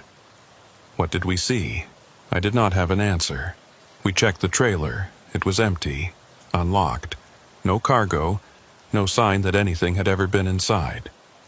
Just bare metal walls and a floor covered in frost. "We need to move it," Buck said. "We will put it in neutral and push it off the road. Then we keep going and we do not look back." I did not argue. I just wanted to get away from this thing. Get away from whatever it was or whatever was using it. Buck climbed into the cab and released the parking brake. The truck did not want to move at first. The frozen tires stuck to the road. But we pushed, and it started to roll, slowly, grudgingly. We guided it toward the shoulder, toward the embankment where it would be out of our way. That was when I saw the license plate. It was on the back of the trailer, illuminated by the glow of my flashlight. A Northwest Territories plate, white letters on a polar bear background. I read the number automatically without thinking about it. Then I stopped. I knew that number. I had seen it before, not on Red's truck. Somewhere else. Somewhere recent. "Buck," I said, "what is the plate number on Truman's truck?" He looked at me. He recited the number from memory. The same number that was on the plate in front of me. "Now, look at your paperwork. The shipping manifest. What is the plate number listed for Keegan's truck? The one that was supposed to be the third rig in our convoy." Buck stared at me for a long moment. Then he pulled out his manifest and found the entry. His face went white. "It is the same," he said. "The same plate number. That was not possible. Every truck had a unique plate. Two different vehicles could not have the same registration, unless they were not two different vehicles, unless they were the same truck. Keegan backed out of this run at the last minute," I said. "Family emergency. That is what you told me. But what if he did not back out? What if something happened to him?" Buck was shaking his head. No, I talked to dispatch. They said he called in sick." "Did you talk to Keegan?" He did not answer. He did not have to. We both knew the truth. He had not talked to Keegan. He had not confirmed anything. He had just taken dispatch at their word and moved on. But dispatch was back in Inuvik. They only knew what they were told. If someone had called in claiming to be Keegan, claiming to have a family emergency, they would have no way to verify it. No way to know if it was really him. No way to know if he was already out here on the road. Already part of whatever was happening in the Barrens. "We need to go," Buck said. "We need to get to the camp and call this in. All of it. Red's truck, the plate numbers, everything." I agreed. We left Red's truck on the shoulder and went back to our rigs. I climbed into my cab and started the engine and tried not to think about what we had just discovered. Tried not to think about what it meant. Keegan's truck. Red's truck. The same plate number. Two drivers who had gone into the Barrens and not come out. And now their trucks were here, waiting for us, following us, blocking our path. Like they were trying to tell us something. Or stop us from getting through. We pulled around Red's truck and continued down the road. I kept checking my mirrors, expecting to see it start up again, expecting to see those headlights appear behind us. But there was nothing. The road stayed dark. The truck stayed where we had left it. For now. The camp appeared on the horizon about 2 hours later. Lights blazing in the darkness. The most beautiful thing I had ever seen. We had made it. We had gotten through the Barrens. We were safe. But even as I pulled into the camp and shut down my engine, I could not shake the feeling that it was not over. That something had followed us out of that empty place.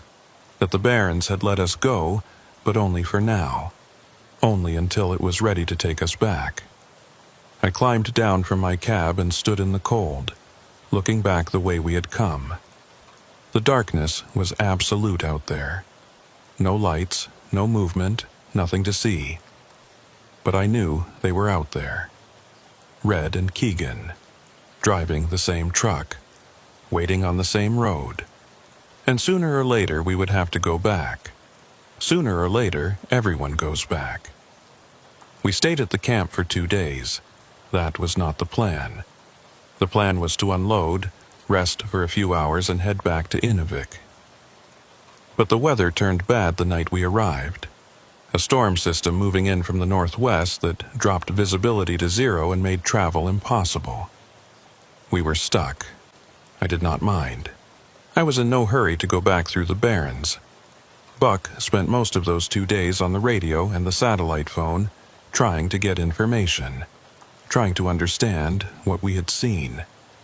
He called dispatch, called the territorial police, called everyone he could think of who might have answers. What he found out only made things worse.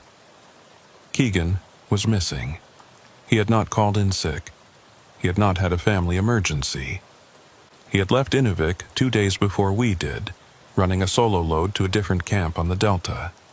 He had checked in at the fuel cache, reported good conditions, said he expected to reach his destination by nightfall. He never arrived. Sound familiar? The police had already started a search, but the storm was hampering their efforts. They were focusing on the route between the fuel cache and Keegan's destination, which was north of where we had been. But Buck and I knew better. We knew that Keegan had not gone north. He had gone into the Barrens.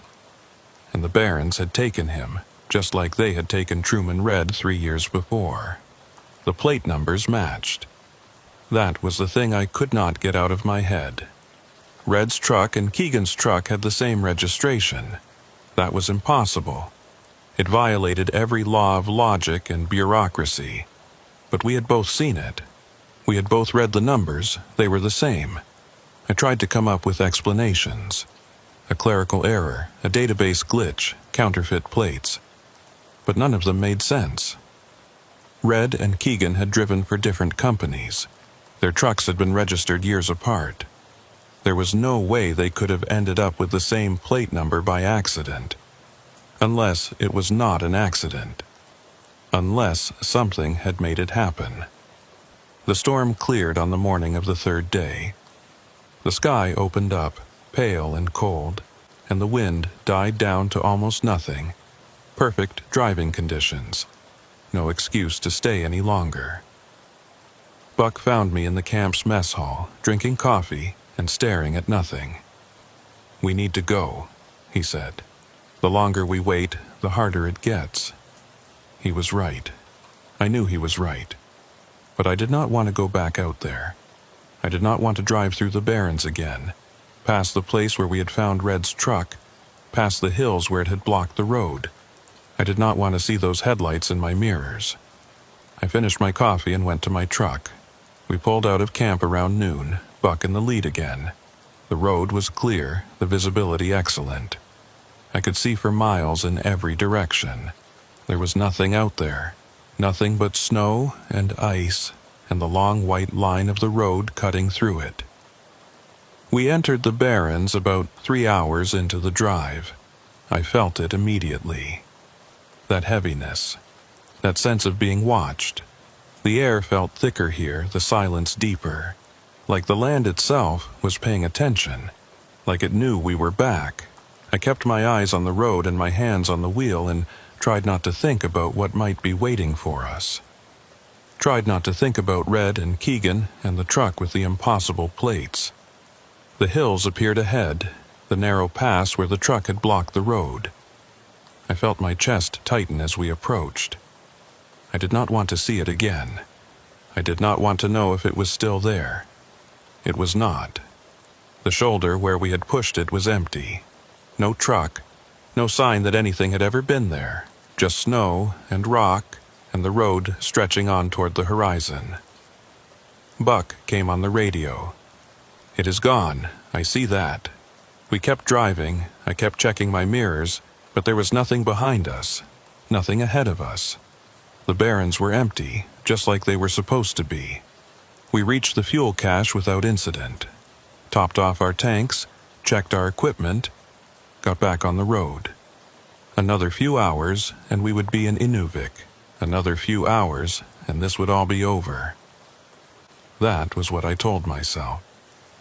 The sun was setting when I saw the truck. It was on the side of the road, same spot where we had found it 3 days ago. The same truck, Red's truck, sitting there like it had never moved, like we had dreamed everything that happened in the Barrens. Buck stopped. I stopped behind him. We sat in our cabs and stared at the truck through our windshields. Neither of us wanted to get out. Neither of us wanted to go near it again, but we had to know. We climbed down and walked toward the truck.